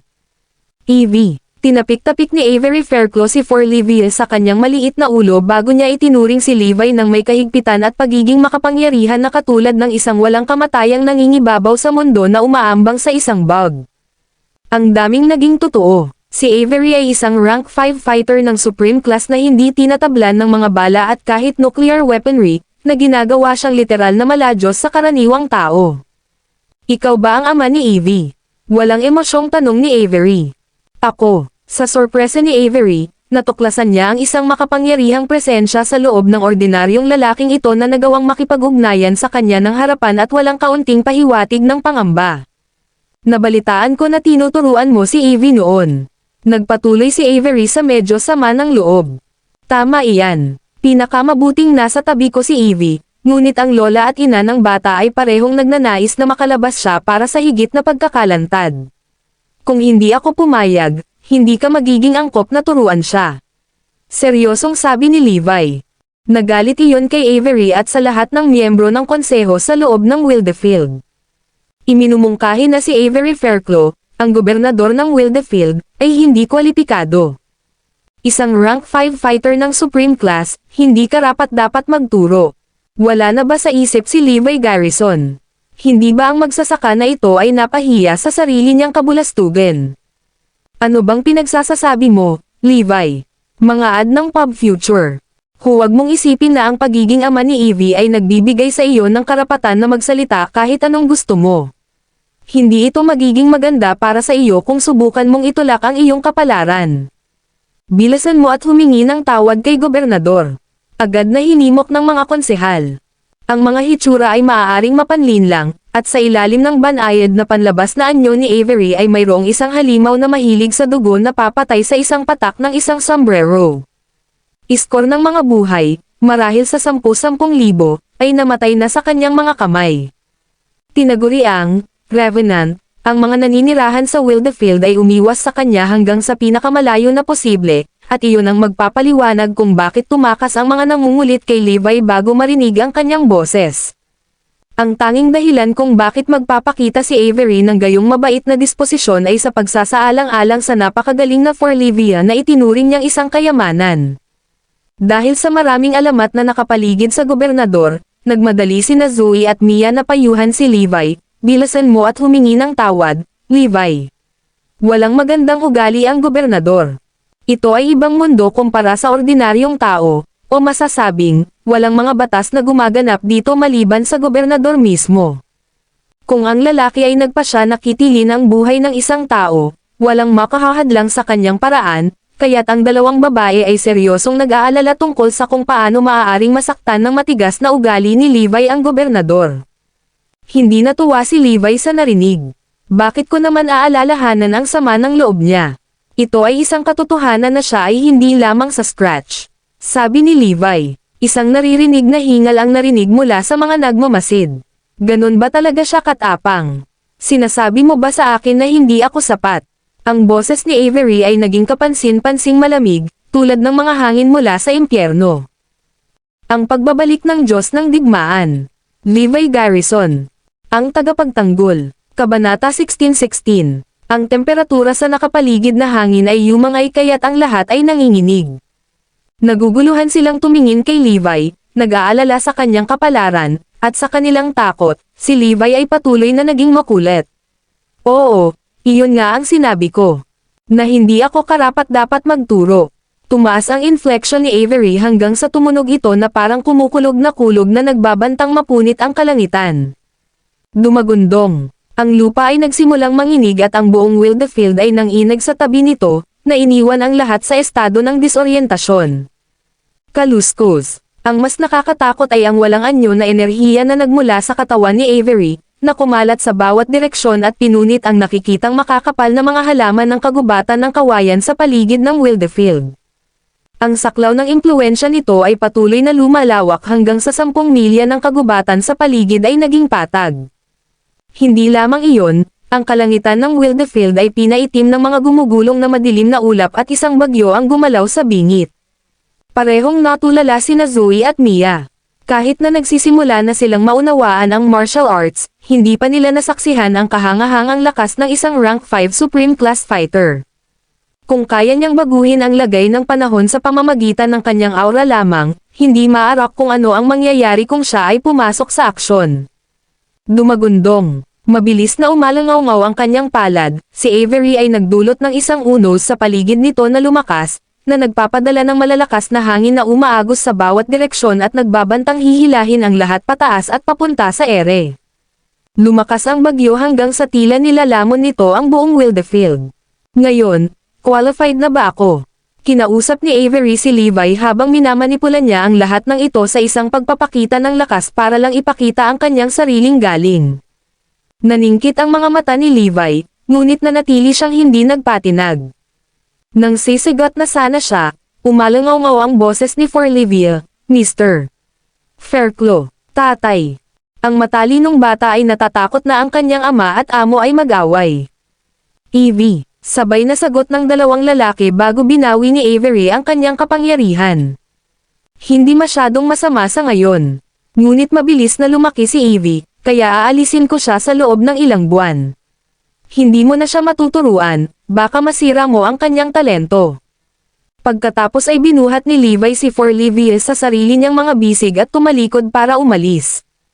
Ang kabastusan. Ang iba pang mga disipulo ni Avery ay positibong nagalit sa ordinaryong taong ito na nangahas na pukawin ang kanilang mataas na guro, at ang ilan sa kanila ay nagtanim ng udyok na patayin si Levi. Hindi na kailangang ipagtanggol ang lahat sa isang tao lang. Kinawayan sila ni Avery nang walang pakialam. Ang lahat ay nagulat sa kanilang Panginoon kung saan ang pagkitaw ng buhay ng isang tao ay walang pinagkaiba sa pagtatanggal ng langgam, dahil siya ay kumikilos ng wala sa pagkatao. Sa huli, nagpasya siyang tiisin ito alang-alang kay Forlivia. Ngunit Mr. Fairclough, paano namin mapapanatili ang aming dignidad sa Wildefield kapag tinutuya niya kami ng ganito? Ang pinakamatandang disipulo ni Avery, si Helios Ginger, ay pinadalhan ng backhand bago siya makatapos. Sinusubukan mo bang sabihin sa akin kung ano ang gagawin? Dumating ang malamig na boses ni Avery. Hindi ako manggahas, Mr. Fairclough. Napaluhod si Helios bago niya pinunasan ang dugo sa gilid ng labi niya gamit ang mga kamao at galit sa mga mata.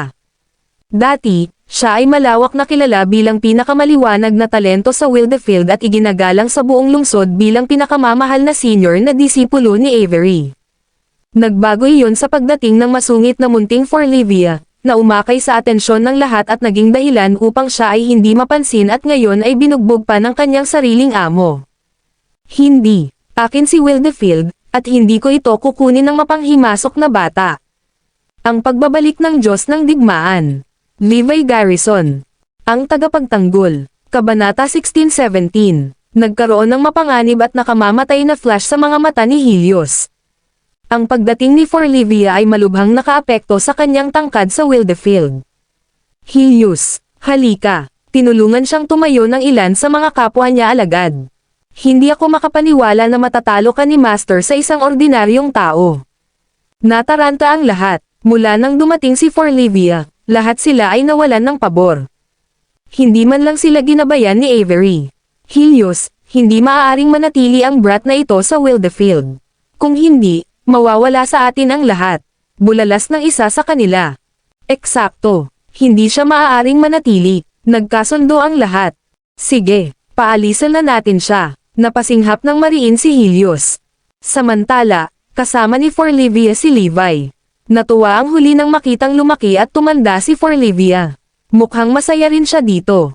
Minsan, pinakamainam na hayaan si Forlivia na maranasan ang buhay ng mag-isa. Ang pagbibigay sa kanya ng puwang na kailangan niya ay makakatulong sa kanyang paglaki bilang tao. Forlivia, kung hindi ka masaya o nasa panganib, kailangan mong ipaalam sa akin kaagad. Pupunta ako sa iyo. Pagkatapos, nagbigay siya ng isang maliit na aparato sa babae upang magamit kapag nangangailangan ito ng tulong. Ito ay isang chip na maaaring i-embed sa katawan ng isang tao. Malalaman ni Levi na kailangan siya hanggat i-activate ni Forlivia ang chip. Maaari pa nitong i-ping ang kanyang eksaktong lokasyon. Mabilis nilang inayos ang chip gamit ang telepono ni Levi. Na-detect nito ang chip at agad na naping ang kanyang lokasyon sa kanya. Ang mag-ama ay tumambay ng kalahating araw. Maraming nakatitig sa kanila habang ginagawa nila iyon.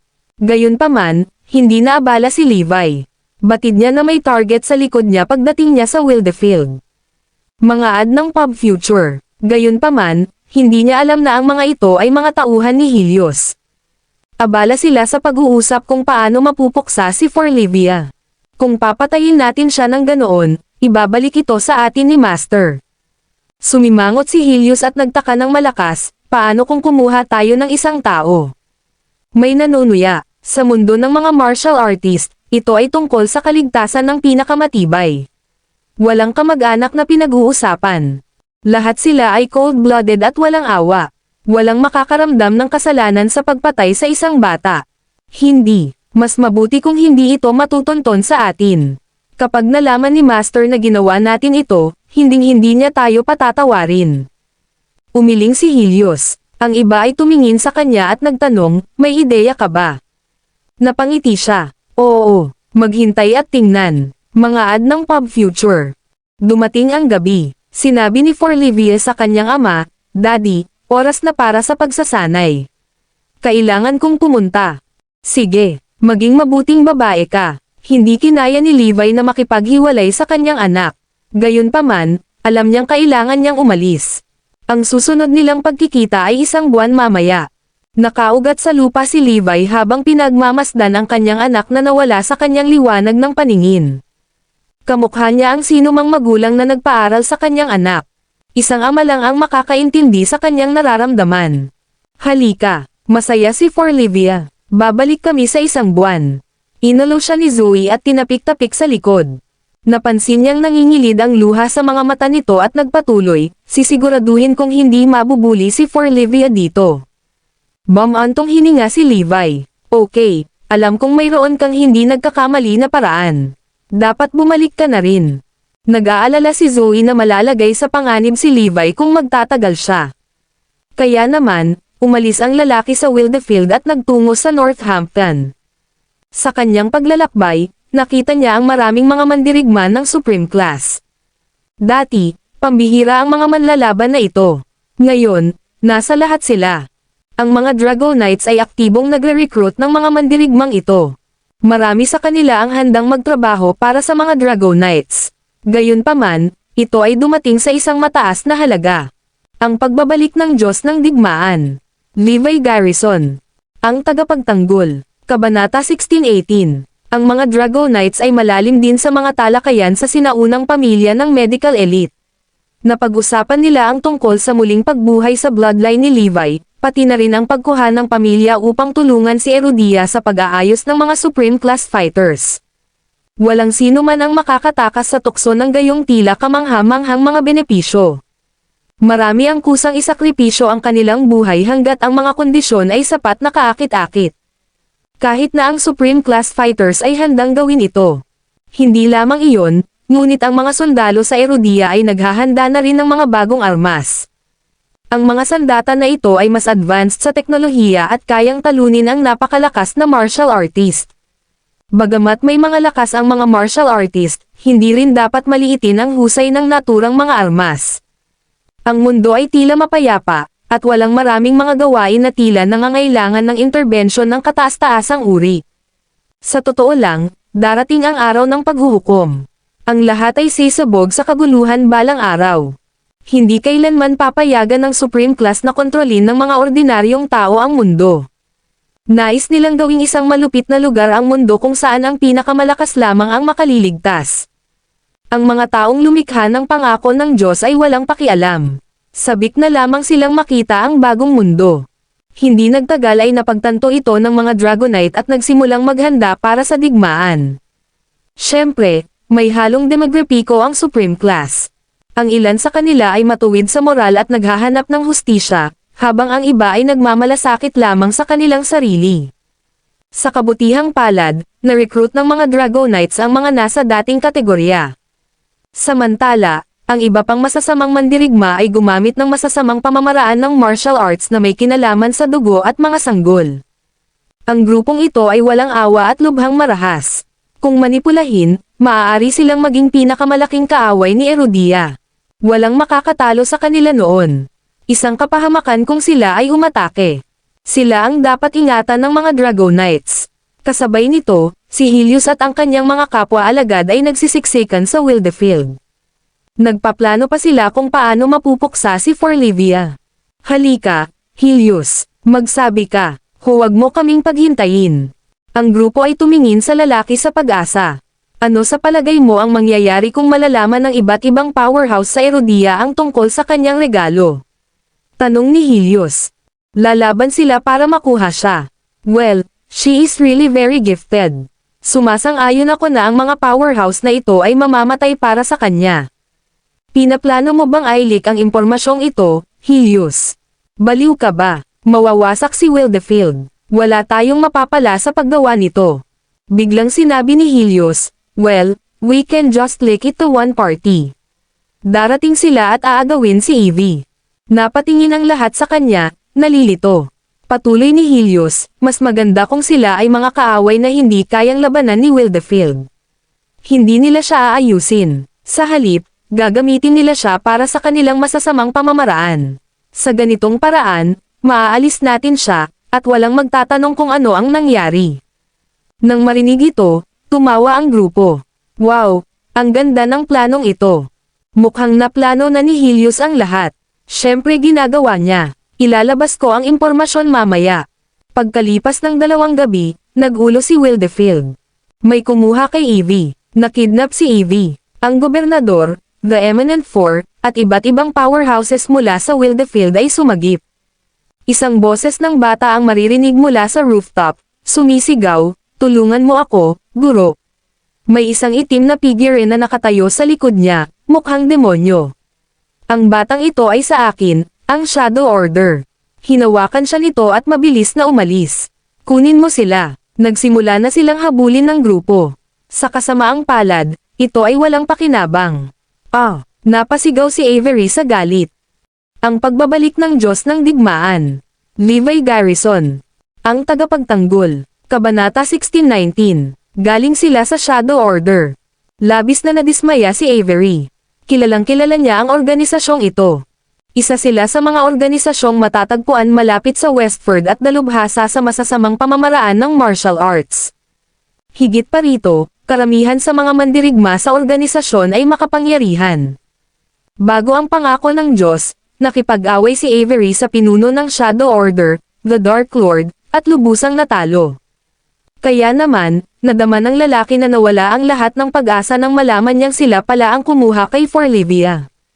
Ang kanilang pangkalahatang kahusayan ay mas malakas sa Wildefield. Mabawi sana ni Avery si Forlivia kung ibang tao ito. Gayunpaman, ito ang Shadow Order. Ang nakaraang pagkatalo ni Avery ay nagbigay sa kanya ng sapat na trauma. Malaki ang pag-aalanggan sa kanyang pagtatapos. Sino ang nag-leak ng impormasyong ito? Akala ko sinabi ko sa lahat na ilihim ito. Sigaw ni Avery. Guro, walang sikreto sa mundong ito. Maaga o huli, malalaman ng mga tao ang tungkol kay Evie. Ngayon, ang Shadow Order ang unang nakakaalam. Paano natin sila lalabanan? Tanong ni Helios. Napangiti ang ibang mga alagad sa kanilang sarili. Alam ni Helios na natatakot si Wildefield sa Shadow Order. Kaya, sinadya niyang i-leak ang impormasyon tungkol kay Forlivia sa kanila. Tiwala siya na hindi nang ahas ang kanyang amo na labanan sila. Nagalit si Avery, ngunit hindi niya maibalik ang loika ni Helios. Hindi siya nang ahas na isipin kung paano tumagas ang impormasyon tungkol kay Forlivia. Sa isang iglap, ang buong Wildefield ay naging madilim. Natahimik ang lahat. Ngayong naalis na ng Shadow Order si Forlivia, maaaring maging mapanganib ang mga bagay. Maaari nilang gamitin siya para sa kanilang masasamang paraan o iayos siya sa isang hindi magagapi na manlalaban. Alinmang paraan, ito ay nakapipinsala para kay Wildefield. Sumakit ang puso ni Avery sa naisip. Evie, anong nangyari sa kanya? Sumugod sina Zoe at Mia matapos malaman ang nangyari. Pakiusap, Gobernador. Kailangan mong iligtas si Eve. Siya lang ang anak ko. Hindi siya pwedeng mamatay. Histeryosong hikbi ni Zoe. Sumama din si Mia, umiiyak at walang magawa. Gayunpaman, walang sino man sa Wildefield ang nagbigay ng kanilang suporta, kasama si Avery. Pakiusap, kahit sino. Mangyaring iligtas si Evie. Isa siyang matalinong bata. Paano mo hahayaan na kidnapin siya ng iba? Ang mga salita ni Zoe ay tumama sa ulo nito. Gayunpaman, walang maglalakas loob na umamin na sila ay masyadong natakot na pumunta. Hindi mo alam ang Shadow Order. Mayroon silang 7 rank 4 at 2 rank 5 Supreme Class Fighters. May mga chismis pa na ang pinuno ng Shadow Order, the Dark Lord, ay aakyat sa rank 6. Iyon ay katulad ng Diyos. Walang pagkakataon si Wildefield. Matapos marinig ang mga salita ni Helios, ang iba ay huminga ng malalim. Ang rank 6 Supreme Class ay isa pang antas sa sarili nitong. Hanggang ngayon, si Avery ay na-stock sa rank 5 Supreme Class. Maya-maya, mag-level up ang Dark Lord. Hindi si Avery ang kakampi niya noon. Gayon din, maaaring patay na ang iyong anak na babae ngayon, kung isasaalang-alang kung gaano karahas ang mga manlalaban na iyon. Well, ano ang masasabi natin? Malas naman si Evie. Ito ang kapalaran. Nagpatuloy ang iba sa pagtunog. Bumagsak si Zoe sa lupa sa gulat. Napabuntong hininga na lang si Avery. Wala siyang masyadong magagawa. Nasa Northampton pa rin si Levi nang marinig niyang tumunog ang kanyang telepono. Sing-sing, sing-sing, sing-sing. May nakakatalam na alerto mula sa kanyang telepono. Nako, hindi. Nasa panganib si Evie. Bumilis ang tibok ng puso ni Levi. Ang pagbabalik ng Diyos ng Digmaan. Levi Garrison. Ang tagapagtanggol. Kabanata 16:20. 2 araw lang akong wala. Sa kabutihang palad, nasa kanya ang chip na iyon ni Forlivia. Kung hindi, hindi pa rin niya malalaman ang nangyari. Ayon sa nakaping na lokasyon, siya ay mga 300 milya mula sa Wildefield. Papatayin ko ang kumuha sa anak ko. Tara na. Ngayon na. Agad na tinungo ni Levi ang kinaroroonan ng Shadow Order. Samantala, Si Wildefield ay nasa kawalan pa rin ng pag-asa sa pagkawala ni Forlivia. Walang may lakas ng loob na iligtas siya. Si Helios at ang iba pa ay lihim na nagmamasid. Sa wakas ay naalis na natin ang salot. Maya-maya lang ay nagkamalay na si Zoe. Muli siyang nakiusap sa lahat na iligtas si Forlivia. Iligtas mo siya. Hindi mo ba sinabi na siya ang iyong pag-asa? Ang iyong kinabukasan. Ganyan ka ba kay Tekot sa Shadow Order? Ang kanyang mga salita ay matagumpay na nagudyok kay Avery. Okay, pupunta tayo. Bakit hindi tayo dapat? Sigaw niya. Paano tayo tutulong? Nagsisiksikan sa kanya ang Eminent Four at ang iba pa. Inaamin ko na mas magaling ang Shadow Order kaysa sa atin. Gayunpaman, lalaban tayo hanggang dulo para sa ating kinabukasan. Siyempre, hindi tayo pupunta sa sarili natin. Iipunin ko ang lahat ng Supreme Class Fighters, at sama-sama nating lalabanan sila. Oo, magandang ideya iyan. Tara na, lahat ay nagsisigawan upang gawin ang kanilang bahagi. Sa kanilang determinasyon, nakita ni Zoe ang isang kislap ng pag-asa at lumuha sa tuwa. Zoe, dapat ba nating ipaalam kay Levi? Baka may ideya siya o dalawa. Mas malaki ang tsansa na mailigtas si Evie noon, mungkahi ni Mia. Umiling si Zoe. Hindi natin masasabi kay Levi. Wala siyang magagawa. Ang mga lalaking ito ay mga bawal. Kung alam ni Levi, baka matarante siya at ilagay ang sarili sa panganib. Mia, ay pangako mo sa akin na hindi mo sasabihin sa kanya. Iligtas man natin si Evie, ito ang magiging sikreto natin. Magpanggap na walang nangyari. Kahit nag-aatubili, tumanggo si Mia. Sa katunayan, hindi dapat malaman ni Levi ang tungkol dito. Magpapanik lang siya at walang maitutulong. Sa kasamaang palad, ang oras at edad ay hindi kapaki-pakinabang para sa isang normal na tao na tulad niya. Napakabilis, natipon ni Wildefield ang 7 powerhouse. Kabilang sa kanila ang ilang Rango 4 Supreme Class Fighters. Gobernador, ano ang nangyayari? Bakit mo kami pinatawag agad? Tanong ng isa sa kanila. Hindi nag-atubili si Avery na ibahagi ang katotohanan. Mga ad ng Pub Future, sinabi niya sa lahat na nilalabanan nila ang Shadow Order. Utos ng Shadow, nababaliw ka na ba? Hindi ako maglakas loob na pumunta. Ako rin, na. Inaasahan, napaatras ang lahat sa takot nang marinig nila ang Shadow Order. Ipinakita nito kung gaano kinatatakutan ang organisasyon. Walang sino man ang magpapasimula ng pag-atake laban sa kanila. Sa katunayan, maiiwasan nilang mag-cross ang mga landas sa lahat ng paraan. Ang mga residente ng Wildefield ay natigilan sa proklamasyon ni Avery. Umupo si Avery sa isang sulok, mukhang nawalan ng pag-asa. Hindi niya akalain na ang mga taong ito ay mas takot pa sa kanya sa Shadow Order. Samantala, si Helios at ang mga disipulo ay nagtatawanan sa kanilang sarili. Guro, harapin mo ang katotohanan. Walang kaugnayan sa amin si Evie. Hindi natin dapat ipagsapalaran ang buong Wildefield dahil lang sa kanya. Bulalas ni Helios. Napabuntong hininga ulit si Avery. Parang sumuko na siya. Wala siyang ibang pagpipilian kundi unahin ang kaligtasan ni Wildefield. Hindi, may pag-asa pa. Pakiusap, huwag kang susuko. Umiyak si Zoe. Hindi pinansin ng lahat ang babae sa pagkakataong ito. Samantala, nakarating si Levi sa kinaroroonan ng Shadow Order nang wala sa oras. Ang pagbabalik ng Diyos ng Digmaan. Levi Garrison. Ang tagapagtanggol. Kabanata 1621. Walang sino mang umasa na magiging ganito siya kabilis. Dumating siya kaagad pagkatapos bumalik ang abductor sa tambayan ng Shadow Order.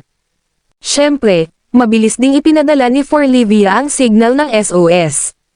Madilim at nakakatakot sa hideout ng Shadow Order. May mga kalansay sa buong sahig na pag-aari ng mga tao at hayop. Isang madilim na kapaligiran ang bomb alert sa buong lugar. Ang lokasyon ay nasa malalim na kabundukan. Parang impyerno sa labas. Mayroong daan-daang tagasunod na nakatayo sa harap ng Dark Lord. Ang huli ay nakaupo sa isang trono. Nakasuot siya ng itim na damit, at may itim na fog na nakapalibot sa kanya. Madilim ang kanyang tingin. Ang Dark Lord ay walang iba kundi ang pinuno ng Shadow Order. Siya ay kasalukuyang isang rank 5 Supreme Class Fighter at malapit nang mag-level up sa rank 6. Siya ang nagpatalo at nagpatroma kay Avery. Ang Shadow Order ay tila kalmado, taliwas sa kaguluhan sa Wildefield. Mayroong halos 800 sa kanila sa loob ng organisasyon. Habang sila ay itinuturing na isang masamang kapalaran, lahat ay sumailalim sa mahirap na pagsasanay. Hindi marami ang matagumpay na makapasa sa pagsasanay. Sa katunayan, may mga individual na sumuko at namatay sa panahon nito. Ang mga nakaligtas ay itinuturing na mga elite. Lahat sila ay may dugo sa kanilang mga kamay. Mayroong 2 rank 5 at 17 rank 4 Supreme Class Fighters. Walang pagkakataon si Wildefield laban sa kanila. Ito ang dahilan kung bakit natakot din ang iba sa kanila. Kahit isang hukbo na may 10,000 ay hindi nang ahas na saktan ang maliit na grupong ito ng 800. Matapos dalhin dito si Forlivia, tinipon ng Dark Lord ang lahat. Tiningnan niya si Forlivia at nagsalita sa paus na boses, hindi nagbibiro ang batang iyon. Talagang regalo ka, ang pinakamagandang regalo na nakita ko. Nagsimulang maghiyawan at magsaya ang lahat. Dark Lord, ano ang balak mong gawin? Siya ay hindi matatalo kung aayusin natin siya. Baka maging rank 7 Supreme Class siya. Umiling ang Dark Lord. Hindi. Isa, ang pag-aayos ng isang mandirigma ay tumatagal ng mahabang panahon. 2, hindi natin siya makokontrol kung lalakas siya. Sinulyapan niya ang babae ng isang matako na tingin at nagpatuloy, dapat tayong manatiling pinakamalakas. Huhukayan natin ang bloodline niya at kakainin natin ang laman niya. Magiging rank 6 Supreme Class ako. Sa hinaharap, baka maging rank 7 din ako. Nagsimulang magpantasya ang Dark Lord tungkol sa kanyang kinabukasan, sakam sa kapangyarihan. Kung siya ay naging isang rank 6 Supreme Class Fighter, ang Shadow Order ay tunay na magiging isang hindi matatalo na pag-iral. Pagkatapos ng lahat, napakabihirang makakita ng rank 6 Supreme Class Fighter ngayon. Sa katunayan, sila ay isang pambihira mula pa noong sinaunang panahon. Ito ay sa lawak na sila ay itinuturing na maalamat na mga figure. Hinaplos ng Dark Lord ang ulo ni Forlivia. Matulog ka na. Hindi ito masasaktan kahit kaunti. Gusto niyang madagdagan ang kapangyarihan ng katawan nito. Dark Lord, paano si Wildefield? Inubos nila ang lahat ng kanilang mga mapagkukunan at inilagay ang kanilang pag-asa sa babaeng ito. Kung kakainin mo siya, may nag-aalala na ang mga residente mula sa Wildefield ay darating at babalikan siya. Napangisi ang Dark Lord. I bet you that Avery is too cowardly to come. Totoo iyan. Papatayin natin ang sino mang hamarang sa atin. Kahit na ang ibig sabihin noon ay patayin si Avery. Huwag kang mag-alala. Walang magliligtas sa batang ito. Ilang oras na lang bago ako maging rank 6. Nang magsalita ang Dark Lord, nagkaroon ng malakas na dagandong na umalangaw-ngaw sa paligid. Sinong nagsabing walang magliligtas sa kanya? Ang pagbabalik ng Diyos ng Digmaan. Levi Garrison. Ang tagapagtanggol. Kabanata 16:22. Dumagundong ang kulog sa kalangitan. Ang buong lugar sa paligid ng Shadow Order ay nagsimulang manginig. Nagulat ang 800 miyembro. Ang ikinasindak pa nila, lalo pa, ay ang makita ang 10 metrong taas na tarangkahan na sinipa sa 1,000 piraso. Pagkatapos, lumitaw ang isang malaking figure. Ang mga tagasunod ng Shadow Order ay namamangha. Si Avery ba yun? Ang mga tao ba mula sa Wildefield? Akala nilang lahat ay ipinadala ni Wildefield ang kanilang mga tauhan dito. Gayunpaman, may isang lalaki lamang na nakatayo doon. Nagkakamali ka. Hindi ako si Avery. Nagulat ang lahat nang makita nila kung sino siya. Mukha siyang hindi pamilyar, ngunit sa tingin niya ay lubhang mapanganib. Mukha siyang mas nakakatakot kaysa sa sino man sa Shadow Order. Parang galing mismo sa impyerno ang lalaki. Nasaan ang aking anak na babae? Dahan-daang lumapit si Levi. Sa bawat hakbang niya, marahas na nanginginig ang mga miyembro ng Shadow Order. Ito ang ama ng babae. Patayin siya. Kukunin ko ang laman ng iyong anak at gagamitin ko ang kanyang kadugo para sa akin. Sa utos ng Dark Lord, 100 mandirigma ang lumapit kay Levi. Lahat kayo ay patay sa sandaling itinoon ninyo ang inyong mga mata sa aking anak. Patayin siya. Habang nakikita niya ang mga mandirigma mula sa Shadow Order, ang mamamatay tao na bahagi ni Levi ay nagtaas ng ulo. Nangako siyang talunin silang lahat ngayon. // Natahimik ang buong lugar nang magkawatak-watak ang mga mandirigma. Hindi ito ordinaryong tao. Patayin siya. Hindi nagtagal ay napagtanto ng lahat na may mali. Daan-daan sa kanila ang sumugod kay Levi. Maging ang mga Supreme Class Fighters ay sumali sa laban. Patuloy na sumulong si Levi, ang kanyang mga mata ay nagliliyab sa galit at determinasyon. Kinuyam niya ang kanyang mga kamao at natalo ang lahat ng mga Supreme Class Fighters sa loob ng ilang minuto. Nagkalat ang mga bangkay sa sahig. Ito ay isang bloodbath. Patayin, patayin, patayin. Si Levi ay parang harbinger of death habang isa-isa niyang kinukuha ang buhay ng bawat tao. Ang karahasan ng Shadow Order ay hindi malapit sa kalupitan ng lalaking ito. Pinaghiwa-hiwalay niya ang kanilang mga katawan at binasag ang kanilang mga ulo. Sa isang kisap mata, halos 600 sa kanila ang namatay. Patayin siya, patayin siya. Pagkatapos, nagsimulang umatake ang rank 2 at rank 3 na manlalaban. Gayunpaman, ang mga taong ito ay parang mga mahina kay Levi. Muli, natalo silang lahat. Halika, dumating na ang 17 rank 4 Supreme Class Fighters. Sila ay kasing husay ng The Eminent Four mula sa Wildefield. Para labanan si Levi, ipinakita nila ang lahat ng kanilang pinakamahusay na kakayahan. Tanging mga dagandong at kalabog na lamang ang maririnig habang nagpapatuloy ang labanan. Gayunpaman, si Levi ay napakalakas. Bang! Bang! Isa pang pares ng mga katawan ang nahulog sa lupa. Hindi nagtagal, ang rank 4 Supreme Class Fighters ay bumagsak lahat sa lupa sa pagkatalo. Bang! Inilapat ni Levi ang kanyang mga kamao sa mukha ng isang lalaki. Natalo silang lahat. Si Levi ay nag-iisang nasira ang 800 lalaki mula sa Shadow Order. 2 na lang ang natitira, ang Dark Lord at ang kanyang kanang kamay. Parehong rank 5 Supreme Class ang dalawa. Napatulala sila nang makita ang ganoong eksena. Paanong matatalo silang lahat ng lalaking ito?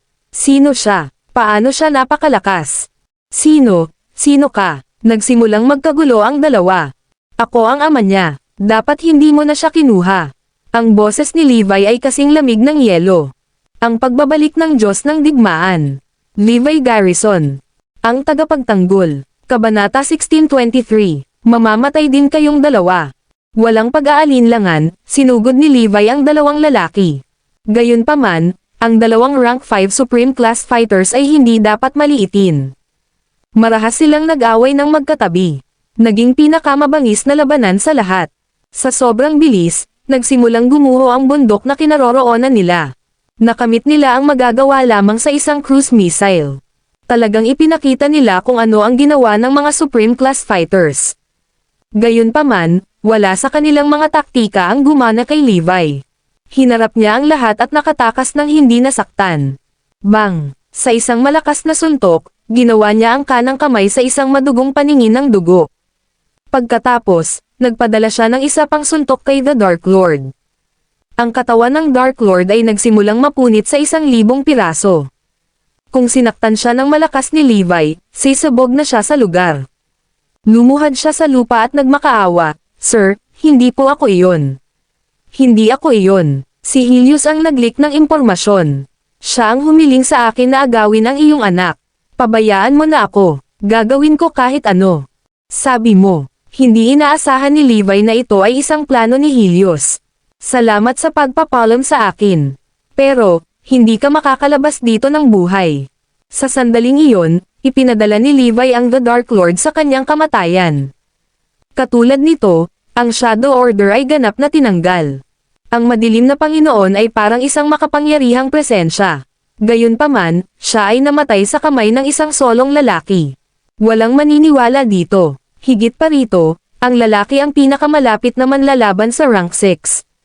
Ang pagkatalo sa kanya ay isang halos imposibleng gawain. Sa kasamaang palad, nagdusa siya dahil pinili niyang puntiryahin ang anak ni Levi. For Levi ang kanyang malambot na lugar, at hinding-hindi siya papayag na saktan siya ng sino mang kaaway. Samantala, si For Levi ay mahimbing na natutulog. Matulog ka na, anak ko. Magiging panaginip lang ang lahat ng ito. Binuhat niya ang kanyang anak sa kanyang mga bisig at umalis. Kasabay nito, umalis ang marami sa mga nagboluntaryong tumulong matapos marinig na ang kalaban ay Shadow Order. Nawala si Avery. Nagsusumamo pa rin si Zoe ng tulong.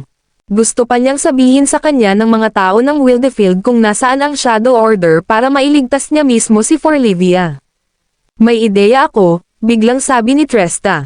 Ano ito? Tanong ni Avery. Bakit hindi natin tulungan ang matandang gobernador? Biglang nagbago ang ekspresyon ni Avery. Nagbibiro ka ba? Ilang taon na siyang patay. Hindi iyon ang narinig ko. Narinig ko na nagsasanay siya ng sining ng muling pagsilang. Oo, narinig ko rin. Siguradong buhay siya. Sina Alfred at Ashley ay parehong sumang-ayon. After a moment's hesitation, Avery sighed, sige, dahil narinig na ninyo ang tungkol dito, sasabihin ko sa inyo ang totoo. Hindi siya patay at talagang nagsasanay ng bagong sining. Nagbigay siya ng mga tagubilin na huwag istorbohin siya. Siya ay muling lilito sa tuwing handa na siya. Ito ang pinakamalaking sikreto ni Wildefield. Si Avery lang ang nakakaalam ng ganoong bagay. Para sa iba, isa lamang itong walang basehang chismis. Ngunit, gobernador, ito ay isang emergency. Bakit natin dapat pakialam ang mga kahihinatnan ngayon? Si Evie ang ating pag-asa.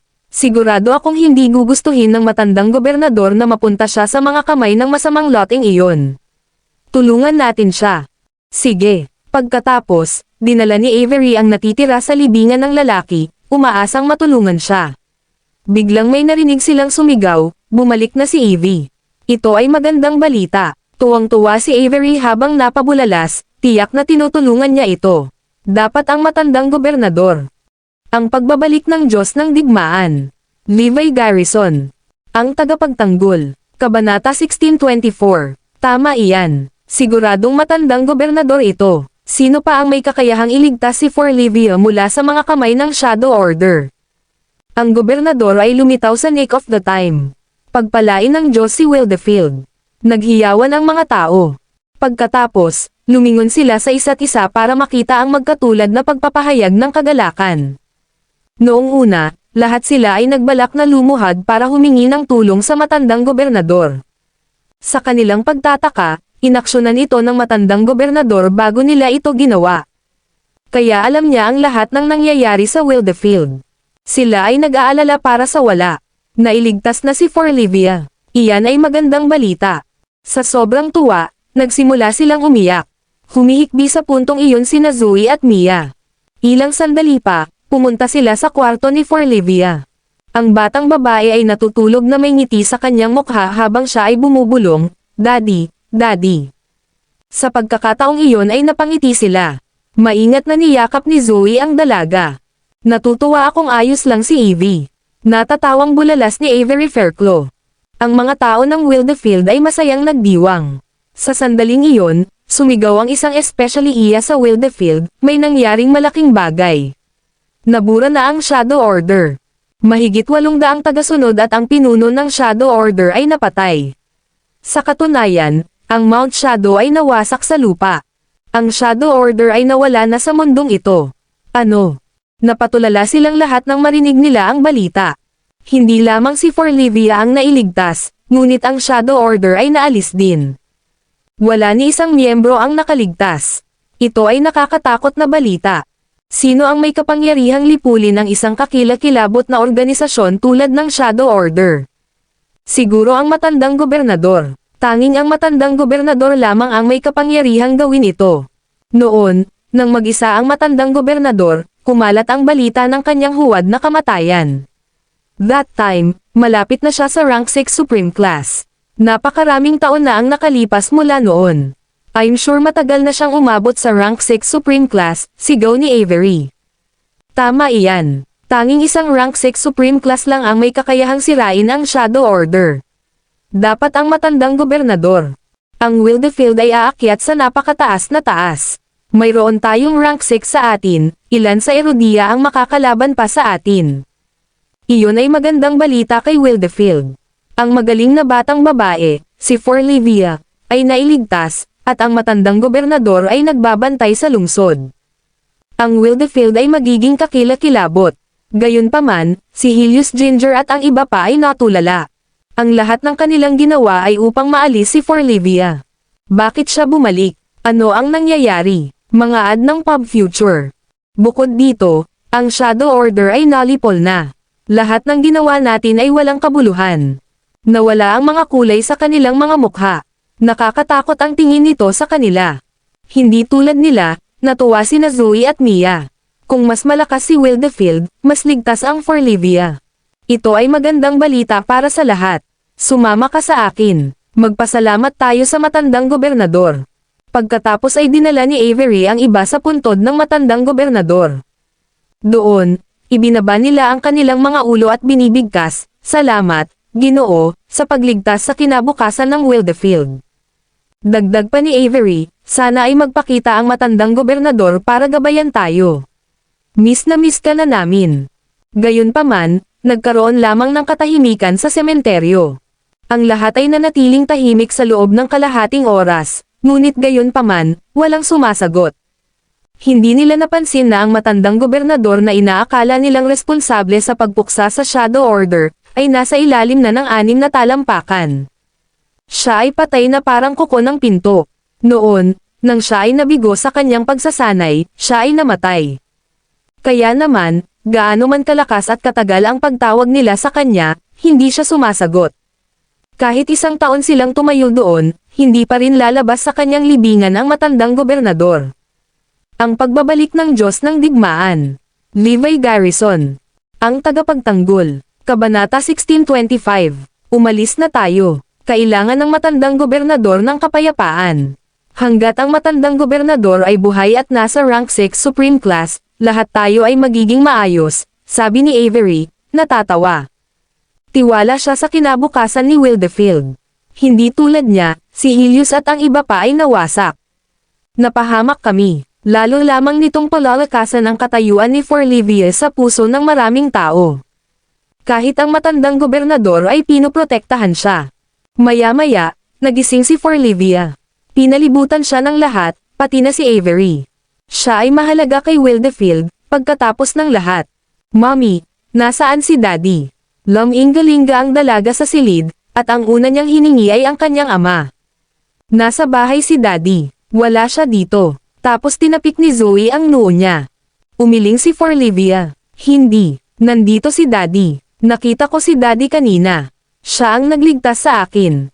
Bagamat si Forlivia ay nasa loob at labas ng malay, alam niyang ang kanyang ama ang nagligtas sa kanya. Nagpadala pa siya ng mga senyales kanina, humihingi ng tulong sa kanyang ama. Ha. Nagsimulang tumawa ang lahat nang marinig siya. Gago na babae. Lagi niyang tinatawagan ang kanyang ama tuwing may problema siya. Awkward na tumawa si Zoe. Mabuti naman. Ang mga ama ay isang mahalagang tao sa kanilang mga anak. Pagtingin kay Forlivia, ngumiti si Avery. "Forlivia, hayaan mong sabihin ko ito sa iyo. Hindi ang iyong ama ang nagligtas sa iyo, ito ay ang matandang gobernador. Sa madaling salita, ang mentor ko ang nagligtas sa iyo." "Imposible yan. Si Daddy ang nagligtas sa akin." "Alam ko yon," sigaw ni Forlivia. "Forlivia, nakita mo ba si Daddy? Hindi ka ba natutulog?" tanong ni Avery. "Ako." Pursing her lips, Forlivia then shook her head. Mga ad ng pub future. Naramdaman na lang niya na si Levi iyon. Hindi niya nakita ng dalawang mata ang taong iyon. "Ayan, Forlivia, huwag kang magsalita ng walang kaparerikan, okay? Ang matandang gobernador ang nagligtas sa iyo. At saka, ordinaryong tao lang ang tatay mo. Paano kanya nailigtas mula sa mga lalaki sa Shadow Order? Bukod dito, ang kulto ay naalis na. Sabihin mo sa akin, paano magagawa iyon ng isang normal na tao?" Sa pagtatangka ni Avery na kumbansihin siya, tumanggo si Forlivia. Gayunpaman, pinili ng matalinong babae na manatiling tiwala sa sarili niyang sagot. Ang kanyang ama ang nagligtas sa kanya. Sa isang tagong sulok, pinagmamasdan sila ni Levi. Sa katunayan, binigyan niya ng ilang sulyap si Helios at ang iba pa. Halos agad-agad, isang lamig ang damaloy sa kanilang gulugad habang ang mga balahibo sa likod ng kanilang leeg ay tumayo. Si Zoe ang pinakamasaya sa pagliligtas ni Forlivia. "Mia, hindi mo sinabi sa kapatid mo ang tungkol dito." Umiling si Mia. "Nailigtas si Evie. Hindi na kailangang sabihin sa iyong kapatid ang tungkol dito. Magdulot lamang ito ng mas maraming problema." Kinabukasan, tinipon ni Avery ang lahat. Nais niyang malaman kung sino ang nagpahayag ng mga talento ni Forlivia. Hiniling niya sa lahat na maglihim tungkol dito. Gusto niyang sanayin siya ng palihim. Gayunpaman, kahit papaano ay nalaman ng Shadow Order ang tungkol dito. Ibig sabihin, may naging whistleblower. Kailangang alamin ni Avery kung sino ang taong iyon. Kung aamin ka ngayon, makakatanggap ka ng magaang parusa. Gayunpaman, kung ako ang makakaalam kung sino ito, may matinding parusa na naghihintay para sa iyo, sabi ni Avery sa mga mamamayan ng Wildefield. Natakot si Helios at ang iba pa. Hindi sila nang ahas umamin sa kanilang mga ginawa. Matagal na nakatayo ang mga mamamayan, ngunit walang umamin. Sasabihin kong ang Great Family of Westford, ang Lopez family, at ang Black family ang nagsiwalat nito. Tama iyan. Sila ang pinakamalamang. Nakuha ni Helios at ng iba pa ang kanyang atensyon. Hindi nagtagal, pinangunahan ni Avery ang mga lalaki sa Northampton. Kailangan niyang malaman kung sino ang traidor. Matapos tipunin ang mga tao, sinimulan ni Avery ang kanyang talumpati. Sa sandaling iyon, sinabi ni Levi, ang nagsiwalat ng lihim ay ang iyong mga alagad. Abangan ang mga susunod pang mga kabanata. Please comment, like, and share, mga Kamaster, para updated ka sa aking mga susunod pang mga videos.